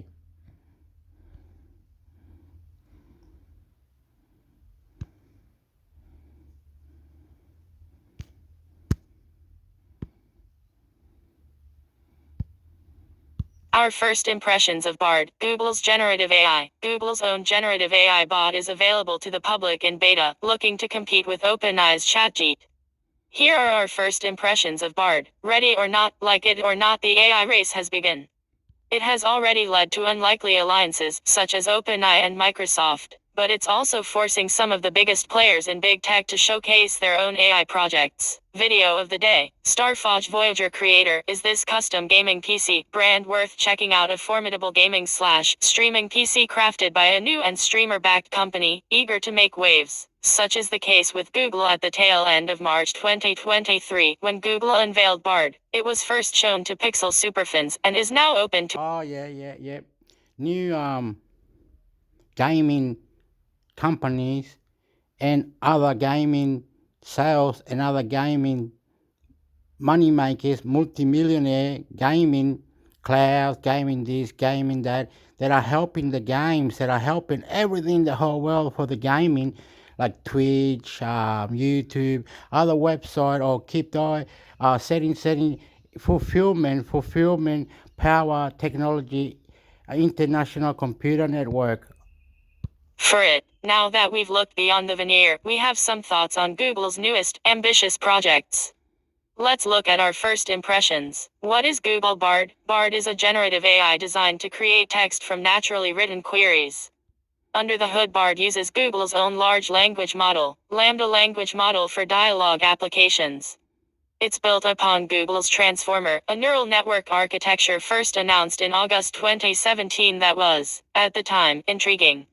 It's a model that has been years in the making. For now, all roads seem to lead to Bard. Bard works like this. First, open your web browser and go to Bard's homepage. Currently, there's no app available for the AI chatbot. Then, ask Bard anything you wish, as naturally as you wish. For example, we asked it to write us a short poem about a proton and an electron falling in love, along with the size of the sun. Whether you need an answer to a math question or want Bard to help you brainstorm that next chapter of your novel, Google aims to make finding the solution as natural as asking a human being. Essentially, Bard is a brainiac in your pocket that's available to answer any query at a moment's notice. If it sounds like this could replace search as we know it, that's the idea. How Bard impressed us. And another thing, update, system update, any button, system update, technology, international computer network, more websites that can help updates, YouTube, anywhere up there. If you have a house, you can't pay the rent, you can't do this, you can't do that, weather patterns, human control, babies, do anything, website to system update to system anyway, system games, settings, clean the settings, be more safer. I love you, I love you, I love you. More system update website that can help and fuck with the system update. AI, International Computer Network. Fuck you. If you have been using Bing AI to help you plan a trip or find a new dinner recipe, you've probably noticed that it can be creative and accurate but slow. It's an issue with other generative text AI platforms like ChatGPT, as it seems like you have to watch line by line as the AI answers your query in real time. It's a cool novelty for those that remember jacking into BBS boards using an ancient baud modem in the 80s. But for instant answers, patience is a must. If competitors like Bing AI and ChatGPT are marathon runners, then Bard is a sprinter. Ask Bard a query, and you not only get an answer in a few seconds, but 2 additional answers. Here's what that looks like. For instant answers like settling a debate at pub night, Bard seems ideal. But notice how, despite its speed, Bard still isn't 100% accurate. As you can see above, one of the drafts it gave us in response to our query about the most and least habitable planets in our solar system was about habitable moons surrounding the planets in our solar system, rather than the planets themselves. That brings us to Bard's shortcomings. Where Google's Bard fell short, even in its experimental phase, Bard is easy to use and snappy. But when it comes to producing accurate results 100% of the time and proving those results, Bard feels like it's playing out of tune at times. When asking Bard a fact-based question, sometimes you will see the sources of the answer. Other times, you'll see a button inviting you to Google your question. This is one area where, when comparing generative AI chatbots like Bard and Bing AI wins hands down. We asked Bing AI the same question we asked Bard earlier, and it gave us a response that was not only on par with Bard's best draft but gave us 4 sources we could use to confirm its results. When you ask Bard something a bit too technical like medical questions, it usually responds with something cute like, "I'm just a language model." But we discovered that if you speak to it like a layman, you can sometimes get Bard to divulge information it otherwise wouldn't share. For example, we asked Bard about the symptoms of arthritis in greyhounds. It didn't outright list the symptoms of arthritis in greyhounds, but it did give us a list of reasons why a greyhound may be tired and not exercising. If Bard is to be a generative AI assistant for everyone, it needs to be ready for all manner of prompts, specifically the technical ones. Bard works and generates quickly, but that's it. Open Bard and hand it to your parents, they'll figure out how to use it in under a minute. That's cool, but it's already just as easy to figure out how to use Bing AI. Google's Bard may be fast, but generative AI chatbots need more than swiftness to compete in this emerging market.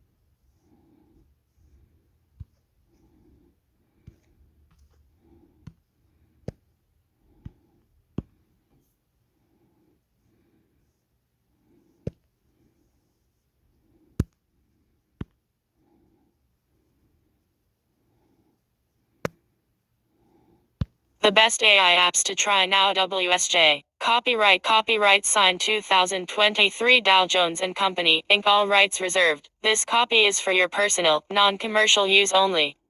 Distribution and use of this material are governed by our subscriber agreement and by copyright law. For non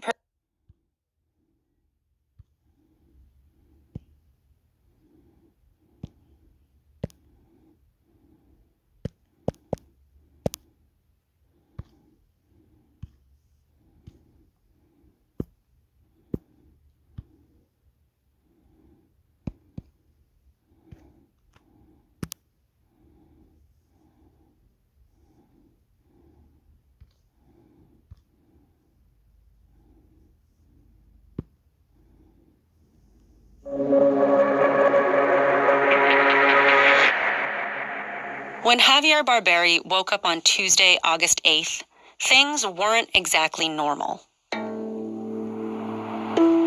6:30, check my phone, general manager Mike has got a group text out to the whole team, hey, power's out. Okay. I mean, it happens a decent amount of time, and I'd say probably like 8 times a year our power will go out. Javier is a restaurant owner on the Hawaiian island of Maui. And at first, he wasn't too worried. But a few hours later, he heard from his manager again. Mike's like, bro, the winds are going nuts. They blew the roof off the wharf, which is right in front of the banyan tree in Lahaina, like the epicenter. The roof just got blown off of the wharf, Cinema Center. I'm like, holy crap, Mike.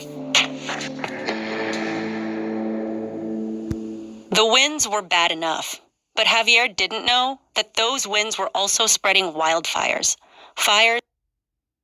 AI makes hacking easier, even for non-hackers. August 11, 2023, 9:32 a.m. Generative artificial intelligence tools, like ChatGPT, are opening up new avenues for cyber criminals, even ones without traditional hacking skills. WSJ reporter Robert McMillan joins host Zoe Thomas from Las Vegas, where those new techniques are on display. Plus, why more people are using celebrities to deliver bad news. Photo illustration by Emil Lendoff. Up next in Tech News Briefing. Why AI is botching headshots. Why many 911 centers struggle to locate cell phone callers. AI joins the classroom when students return. Tech News Briefing. WSJ's Tech Podcast featuring breaking news, scoops and tips on tech innovations and policy debates. Plus exclusive interviews with movers and shakers in the industry.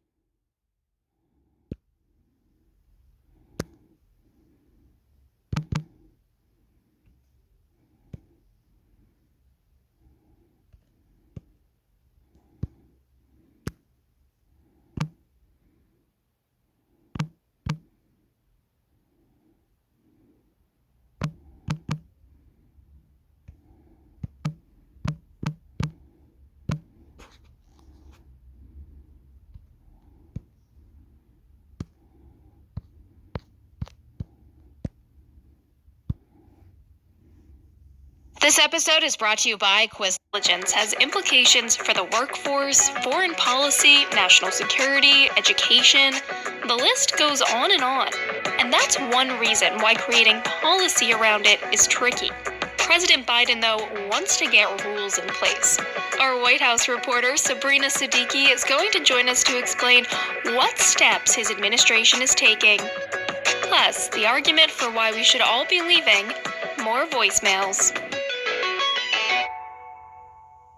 First, though, China banned cryptocurrencies in 2021. But we can exclusively report that Binance, the world's largest crypto exchange, has remained active in the country. China-based users traded over $90 billion of cryptocurrency this past May, according to an internal platform at Binance.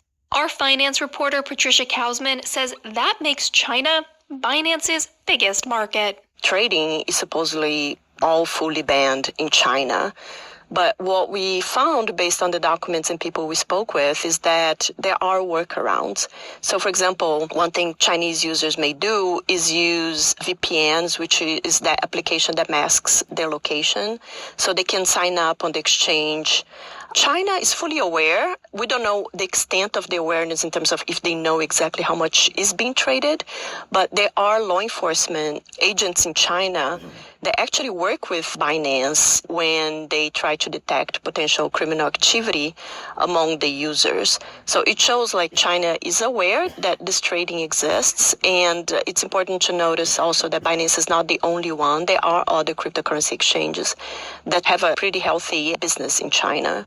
China's central bank, which imposed the crypto ban, didn't respond to a request for comment. And DoorDash reported stronger than expected results in the last quarter. Consumers spent more on delivery of food and household essentials, even as they returned to restaurants and in-person shopping. Its revenue for the second quarter was up 33% compared with a year earlier. DoorDash, the biggest food delivery app in the US, does continue to lose money, but those losses are shrinking. The number of orders and the value of those transactions both rose last quarter. In a moment, After being shown the power of generative AI, President Biden wants restrictions placed on it. We'll explain what the White House is doing after the break. Students have a lot going on, and every minute matters when it comes to studying. That's why Quizlet built a set of AI-enhanced study tools designed to help you learn faster. Quizlet lets you study anything with digital flashcards, crush tough homework through expert-written solutions, and instantly transform your class notes with a click of a button. From lectures to exams, Quizlet has you covered. Visit Quizlet.com and start maximizing your study time today.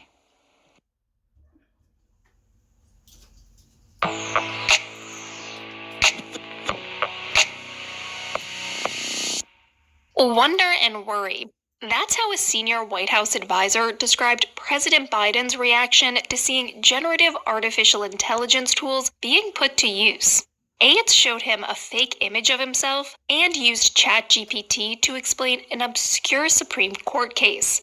These closed-door sessions were among many that have taken place as the Biden administration prepares to impose a broad new set of guardrails around the technology.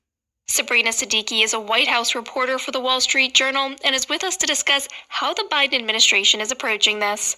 Sabrina, the president wants to set up rules around AI. How is his administration going about that? Right now, they are very much in the process of figuring out what a federal strategy toward artificial intelligence technology will look like. And the main challenge for the Biden administration is that it's all encompassing, right? I mean, there are implications for foreign policy and national security.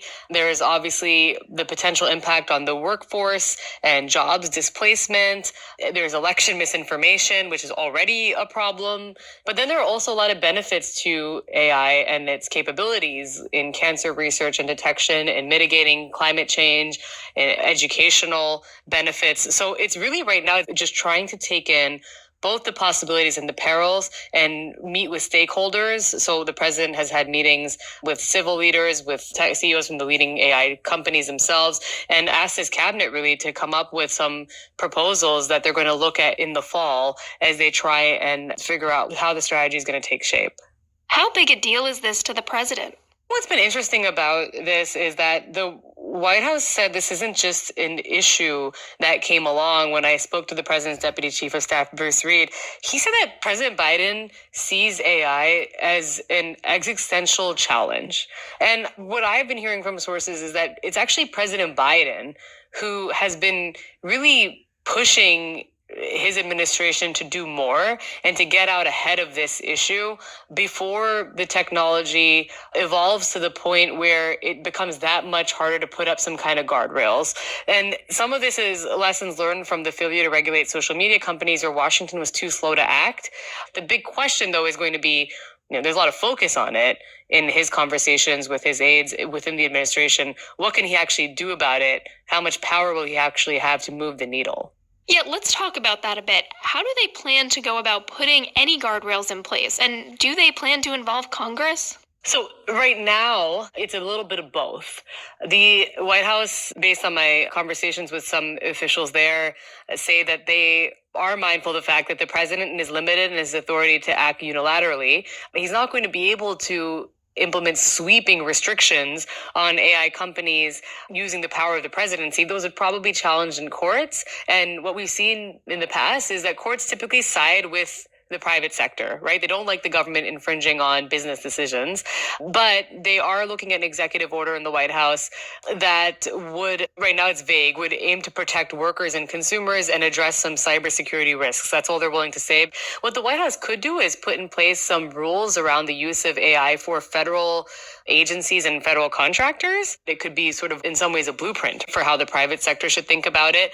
And then, of course, they want Congress to act. There's been a lot of consensus in Congress that there should be more regulation toward big tech and toward social media companies. And certainly there's growing consensus that something should be done about AI before it's too late. But Congress is also gridlocked, and in a run up to an election year, it's really hard to see them passing any major legislation. How are the companies that make these generative AI tools reacting to the White House's efforts? Right now, we've seen that these companies are engaging with the administration. So President Biden hosted the CEOs of 4 of the major generative AI tech companies at the White House in May. And then we had 7 leading AI companies voluntarily agree to some guardrails. But the biggest piece here is that so far, anything that has been asked of tech companies with respect to more security checks and more research around AI and developing a watermarking system, for example, to help people spot what is AI generated content. Right now, it is voluntary. There are no enforcement measures or penalties really that would be imposed on these companies for not meeting the moment or not being up to the task. So what that does right now is put these tech companies in a position where they're kind of just doing what they were already doing. A lot of them are already running these security checks. They say that they're open to regulation. Tech companies have said that about social media too. When the government tends to propose regulation, then you see them fight it tooth and nail and try to water it down. So we don't really know how this is going to shake out until there's an actual proposal on the table. Has there been opposition to the White House saying we need to have guardrails or considering how it might put those in place? Not yet. When you look at what some of these tech executives are saying, they're actually kind of out the gate with their own warnings about the risks of AI, right? I mean, you had tech executives and artificial intelligence scientists issue a joint statement in May warning that AI poses an extinction risk that was as great as pandemics and nuclear war. They're doing it, though, because they also want to have a hand in shaping any regulations. So at the same time that they're issuing these warnings, they are also lobbying lawmakers behind the scenes, as they often do.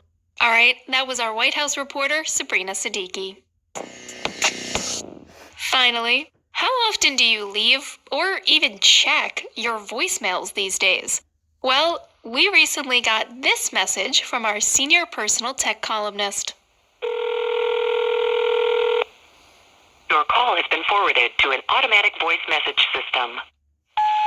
Hey Zoe, it's Joanna Stern, and I'm just leaving you a message to tell you how awesome voicemail is. I know that's like saying fax machines are pretty awesome, but isn't hearing my voice so great? Fine, maybe it's not that great, but I did argue in my column that voicemail is making a comeback. And that's because in Apple's iOS 17, which is coming in September, there's a live voicemail feature that lets you see a live transcription of a voicemail on the call screen. So if I was calling your iPhone right now, you'd see this all typing out as I said it. And then you could decide if you wanted to pick up the call mid-message, just like the old days of answering machines. Okay, I think I've made my point, but call me back if you want. That's it for today's tech news briefing. If you want more tech stories, check out our website, WSJ.com. And if you like our show... This episode is brought to you by Quizlet, the #1 AI-enhanced learning platform trusted by teachers and students. From lectures to exams, Quizlet has you covered with AI-powered study tools designed to help you master whatever you're learning. Go to Quizlet.com to sign up for your free account today.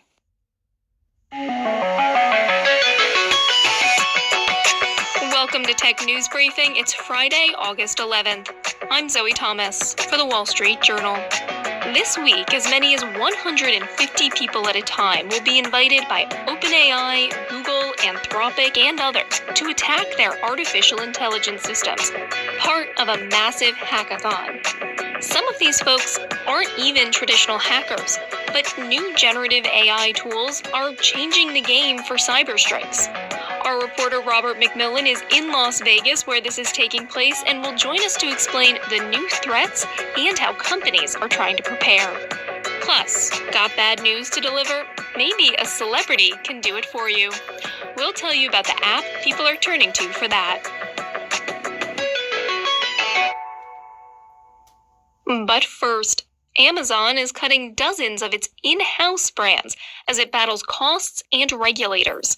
Over the past year, Amazon has decided to eliminate 27 of its 30 clothing brands, according to people familiar with the matter. It's also dropping private label furniture brands, some of them said. The company is currently in the process of selling off the remaining inventory from these labels. Amazon Basics, which sells a range of home goods and tech accessories, will remain a focus of the company. Our reporter Dana Mattioli says there are a few reasons Amazon is doing this now. This is just 1% of their retail sales, but it's a huge headache for the company from a regulatory standpoint. For years, sellers have complained about the private brands goods on Amazon, and regulators have looked into whether Amazon was using the data from all of its sellers on Amazon.com to copy their products for its house brands. And that has brought upon Amazon lots of questions from Congress, from the FTC, from, foreign regulators. The second part of this is they had so many brands at one point. In 2020, they had 240,000 products across 45 brands. And so many of them were just collecting dust in the warehouse, and that's expensive. When was the last time you had to deliver bad news? Maybe you were leaving a job or ending a relationship. And maybe having someone famous, could cushion the blow. Maybe someone like American Idol Season 3 contestant William Hung. Hi everyone, this is William Hung. Christopher is going to put in the notice to leave the current job for a new job in 2 weeks. Well, that's what more and more people are using the app Cameo for.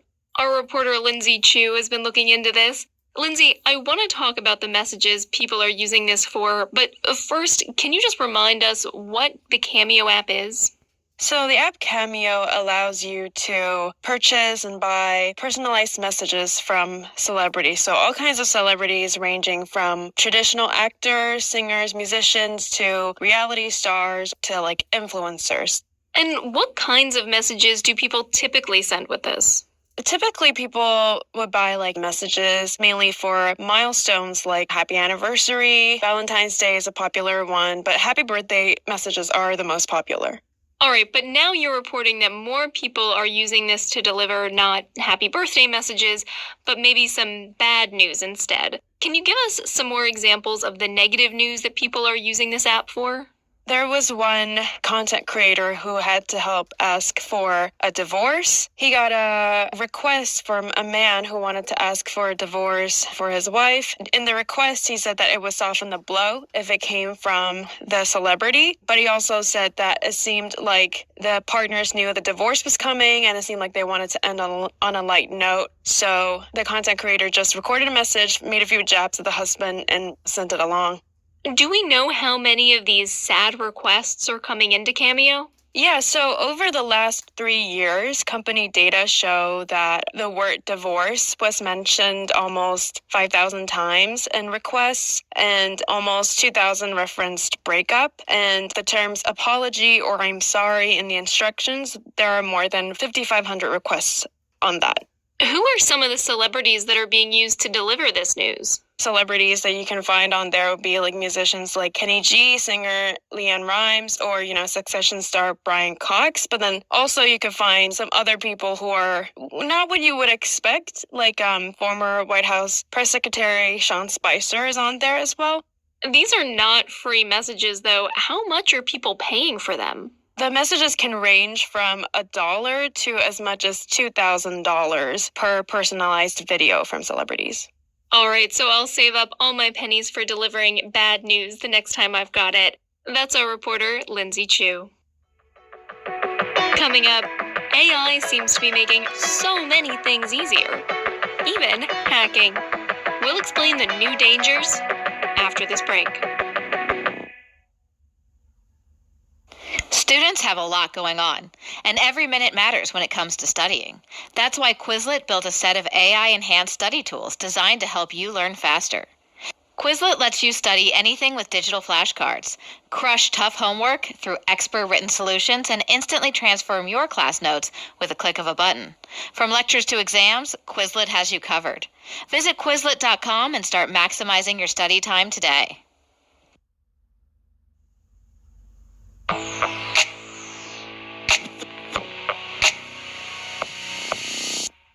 In the hands of cybercriminals, generative artificial intelligence tools can be powerful weapons.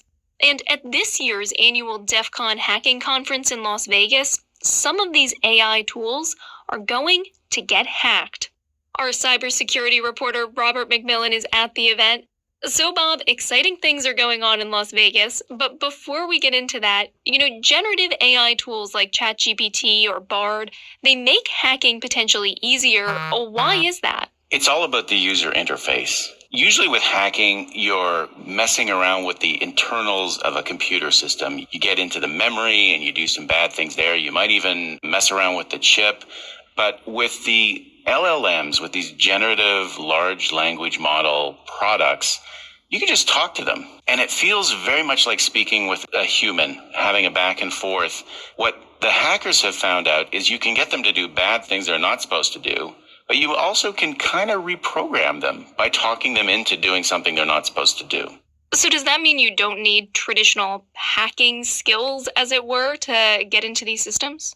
We're going to find out a lot about that this week because the room where the hacking is going to go on in Las Vegas is basically open to anyone. So there are going to be people there with traditional hacking skills, but there are going to be people who don't have them as well. So there's this technique called prompt injecting. Can you explain what that is?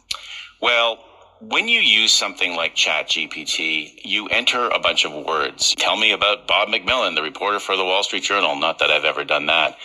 So those are prompts that the AI system is going to use to then generate its response to you.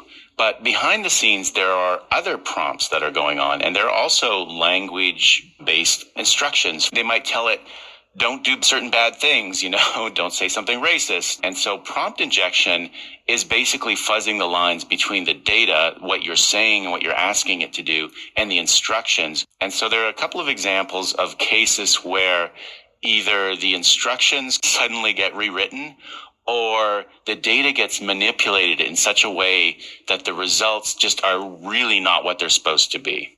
Are there other techniques that some of the hackers are trying or maybe plan to try at DEF CON? This year at DEF CON, it's really going to be mostly about entering words into these LLM systems that get the systems to do things that are wrong. Finding out what are the harms that can occur when a large and diverse group of people play around with these systems. Now, there are many other concerns about AI from a cybersecurity perspective. The most interesting to my mind is the idea that as these models get used more and more, as this generative AI becomes sort of part of our daily life, just like there is an attempt to influence Google results, there might be an attempt to influence what these LLMs deliver to us as results. So that's called data poisoning. So, Bob, you're at DEF CON. Can you tell us just a little bit about the conference and maybe what's different this year because of generative AI? Yeah, you plop down $440 cash. They don't ask you who you are. They just give you a badge. No questions asked. There are no photographs allowed. It has this tradition of being the place where anyone can just come to freely learn about hacking. You can be a criminal. You could be a Fed. They've had an AI village there for a number of years, but this is the first time that the makers of these large language models have participated, have provided their software, and just said, hey, come and have at these LLMs. Why would the companies that make these large language models like Google or OpenAI or Anthropic participate in this kind of thing? Well, this is what they call red teaming, and that means you pretend that you're a bad person and you try to figure out, experiment with all the bad things you could come up with to see what the problems are with a system.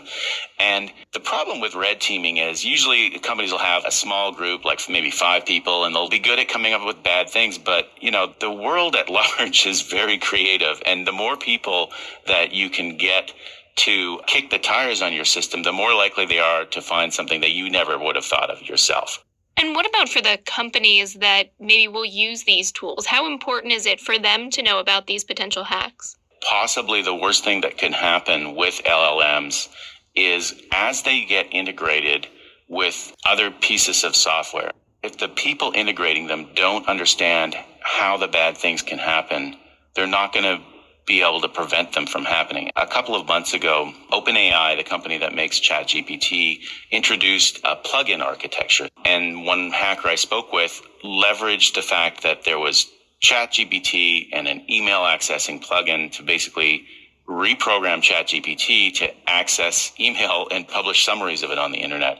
So when you have the interaction of multiple systems, if the AI can do very powerful things on something like your email system, and you don't really control the AI properly, bad things can happen.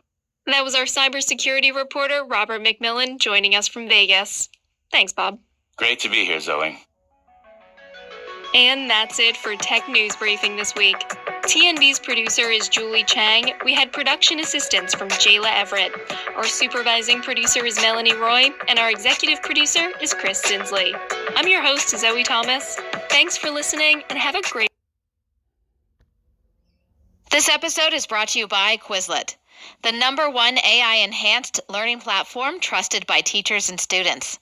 From lectures to exams, Quizlet has you covered with AI-powered study tools designed to help you master whatever you're learning.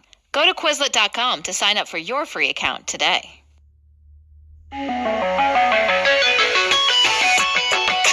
Welcome to Tech News Briefing. It's Wednesday, August 16th. I'm Zoe Thomas for the Wall Street Journal. We know that artificial intelligence can get things wrong. But when the thing it's getting wrong is your face, your skin tone, your hair, it can be pretty upsetting. That's what's happening to a number of people using image generators. And the reason it says something bigger and possibly more problematic about AI tools. Our reporter Katie Mogg is going to join us to discuss that. Plus, if you want headphones you can bring in the pool, choose ones that stay out of your ears. But first, another bankruptcy in the crypto industry. Prime Trust stored crypto assets and acted as a bridge to the banking industry. It filed for bankruptcy earlier this week, facing a shortfall in customer funds, partly due to losing access to some of its crypto wallets. Our finance reporter, Patricia Kausman, has more on why this matters for the crypto industry. Basically, what they did was to hold dollars on behalf of crypto firms, big ones like FTX, Binance US, Celsius, parking the funds in its own bank accounts. So it's basically a custodian whose work played a pretty big role when it comes to infrastructure of crypto markets. When Binance US struggled to find a bank after Signature Bank collapsed earlier this year, for example, they were parking money, including customer funds, with Prime Trust. So it's a pretty big bridge between, let's say, the crypto world and the traditional financial world. And if Prime Trust is gone, that leaves even fewer options for these crypto firms to tap. Prime Trust said it intends to explore a number of options, including a potential sale. Headphones might not be the first thing you think about bringing into the pool, but recent advancements in waterproofing and audio tech mean some new headphones can swim laps around their predecessors. Our personal tech columnist Nicole Nguyen tried some out while training for a swim race. Nicole, I didn't know you did swim races. You know, this summer I did, and it turns out when you swim a lot, swimming gets kind of boring. Okay, more entertaining with music, I suppose. Just give us a bit of background. I mean, why haven't headphones been good for swimming in the past? Swimming MP3 players and swimming headphones have been around, but they were mostly earbuds that would kind of loosen and then fall out while there's a lot of movement in the water. And it was always hard to get MP3s onto these devices because we stream now. Who has MP3s anymore? So there's not much music to listen to. So I tried a couple models that buck that trend, and they have a new form factor which use bone conduction technology. So these headphones vibrate your skull rather than transmit sound waves through your ear canal. So there's no earbud that can loosen while you're underwater. That just sounds crazy. I mean, vibrating your bone instead. Can you tell us a little bit more about that and how it works? These headphones sit just below your temple, and then they sort of wrap around your ear, and they're held by this stiff cord that goes around the back of your neck. And so your ear is open to the surroundings. Are there drawbacks, though, to using headphones like that, particularly when swimming? I'd say the biggest drawback of these headphones is that the fidelity is not as good as in-ear earbuds because it has to pass through your skull. It's traveling farther than directly through your ear canal. So it sounds a little bit farther and slightly less detailed. You mentioned you tried out a couple different models. Can you tell us briefly about some of your favorites? The standout model I tried is definitely H2O Audio's Tri Pro. It is different and unique because it has this new feature called Playlist Plus, where you can play music from streaming apps without a Bluetooth connection locally while you're swimming underwater. So typically with these underwater headphones, you download an MP3 and then you load the MP3 onto the device. So you can't use Spotify or Apple Music or other streaming apps. With H2O Audio, however, you can connect the Bluetooth headset to your phone, load up the H2O Audio app, and through this feature called Playlist Plus, you can play music from Spotify, Apple Music, whatever streaming service you have, and the headset will record anything that you're playing to the headset. So it's essentially like back in the old days, you had a cassette recorder and you could record what was playing on the radio. It's sort of doing that same thing, but with streaming apps. You said you can use these on land. I mean, what's it like to use them when you're dry? That Tri Pro headset that I mentioned previously, when you're running or even cycling and you want to pay attention to pedestrians and cars around you, it's really nice to have that bone conduction form factor. You're more in tune with the environment. That was our personal tech columnist, Nicole Nguyen. Nicole, before we let you go, how did the swimming race go? I did not win the race, but I am going to continue swimming because now I have some motivation in the pool. Coming up, using AI to boost your professional look? Beware of ways it can backfire. We'll explain after the break. Students have a lot going on, and every minute matters when it comes to studying. That's why Quizlet built a set of AI-enhanced study tools designed to help you learn faster. Quizlet lets you study anything with digital flashcards, crush tough homework through expert-written solutions, and instantly transform your class notes with a click of a button. From lectures to exams, Quizlet has you covered. Visit Quizlet.com and start maximizing your study time today.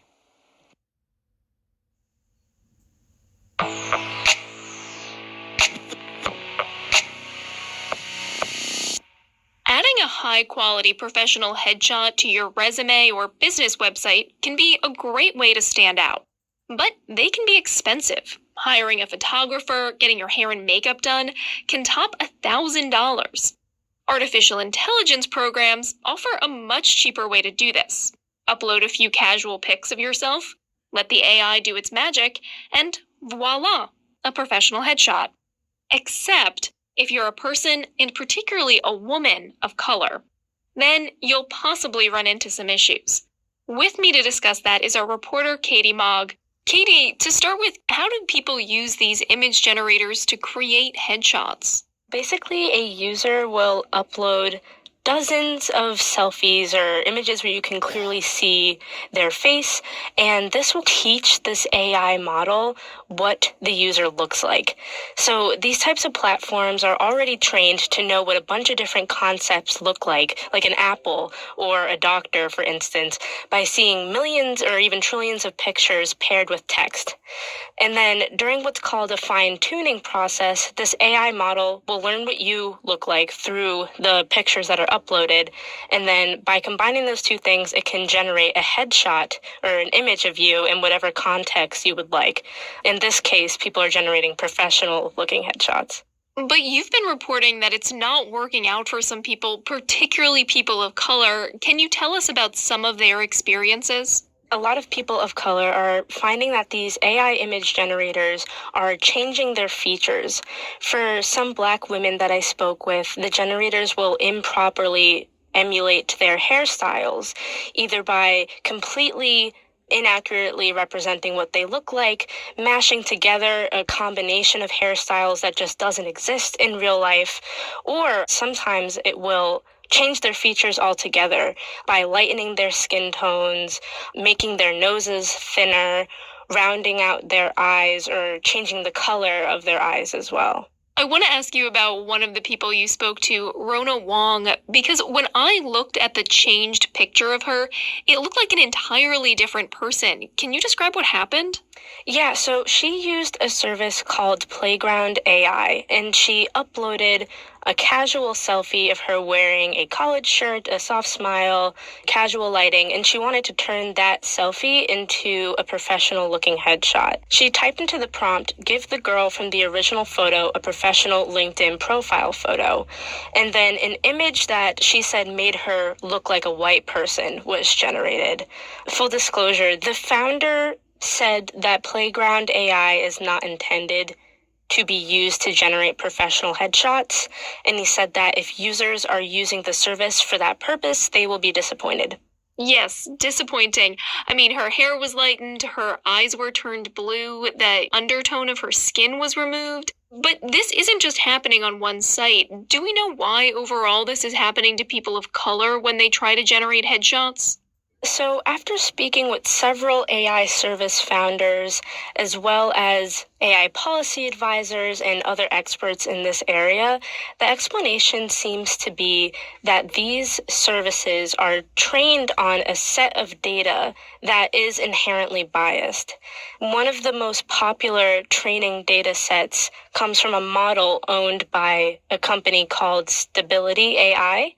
And many of these founders explained that those base model training data sets are reflective of the historical racial and gender biases that exist in society. So ultimately, this isn't a computer problem, this is a human problem. And the solution is to refine the data that these services use to better reflect cultural and racial diversity. So then it sounds like this is something that could potentially be fixed. It can't be eradicated entirely because human bias isn't something that will ever 100% go away. But with time, money, resources, and dedication, it can definitely be improved upon. Are these mistakes something that's also happening to men of color, or does this seem to be something that's particularly happening to women when they use these services? This is definitely something that can happen to men too. One product founder I spoke with explained that it is most advantageous to upload images where you look similar. So women may be facing this problem more often because they may be more likely to wear a variety of different hairstyles. But the same thing can happen with men with facial hair, for instance. If they upload some photos where their face is bare, but maybe others with a long beard, the AI doesn't always know what to do with that and which version of you is more accurate. So sometimes it will generate an image that kind of blends the two together. Did any of the companies that run these programs say they were taking steps to improve them? Everyone I spoke to said that they were aware of the problem and actively trying to fix it. One way Secta Labs was trying to address this issue was by incorporating a feature that allows users to identify their race when they create an account with the service. That way, the service can draw from ethnicity-specific base models that make it more likely that the images that are generated are likely to be more accurate. Other solutions include refining the base model data, the training set data, and interacting with users themselves and getting feedback from them to truly understand what is inaccurate. All right, that was our reporter, Katie Mogg. And that's it for Tech News Briefing. Today's show was produced by Julie Chang with supervising producer Melanie Roy. We had production assistance from Jayla Everett. I'm Zoe Thomas for the Wall Street Journal. We'll be back tomorrow. Thanks for listening.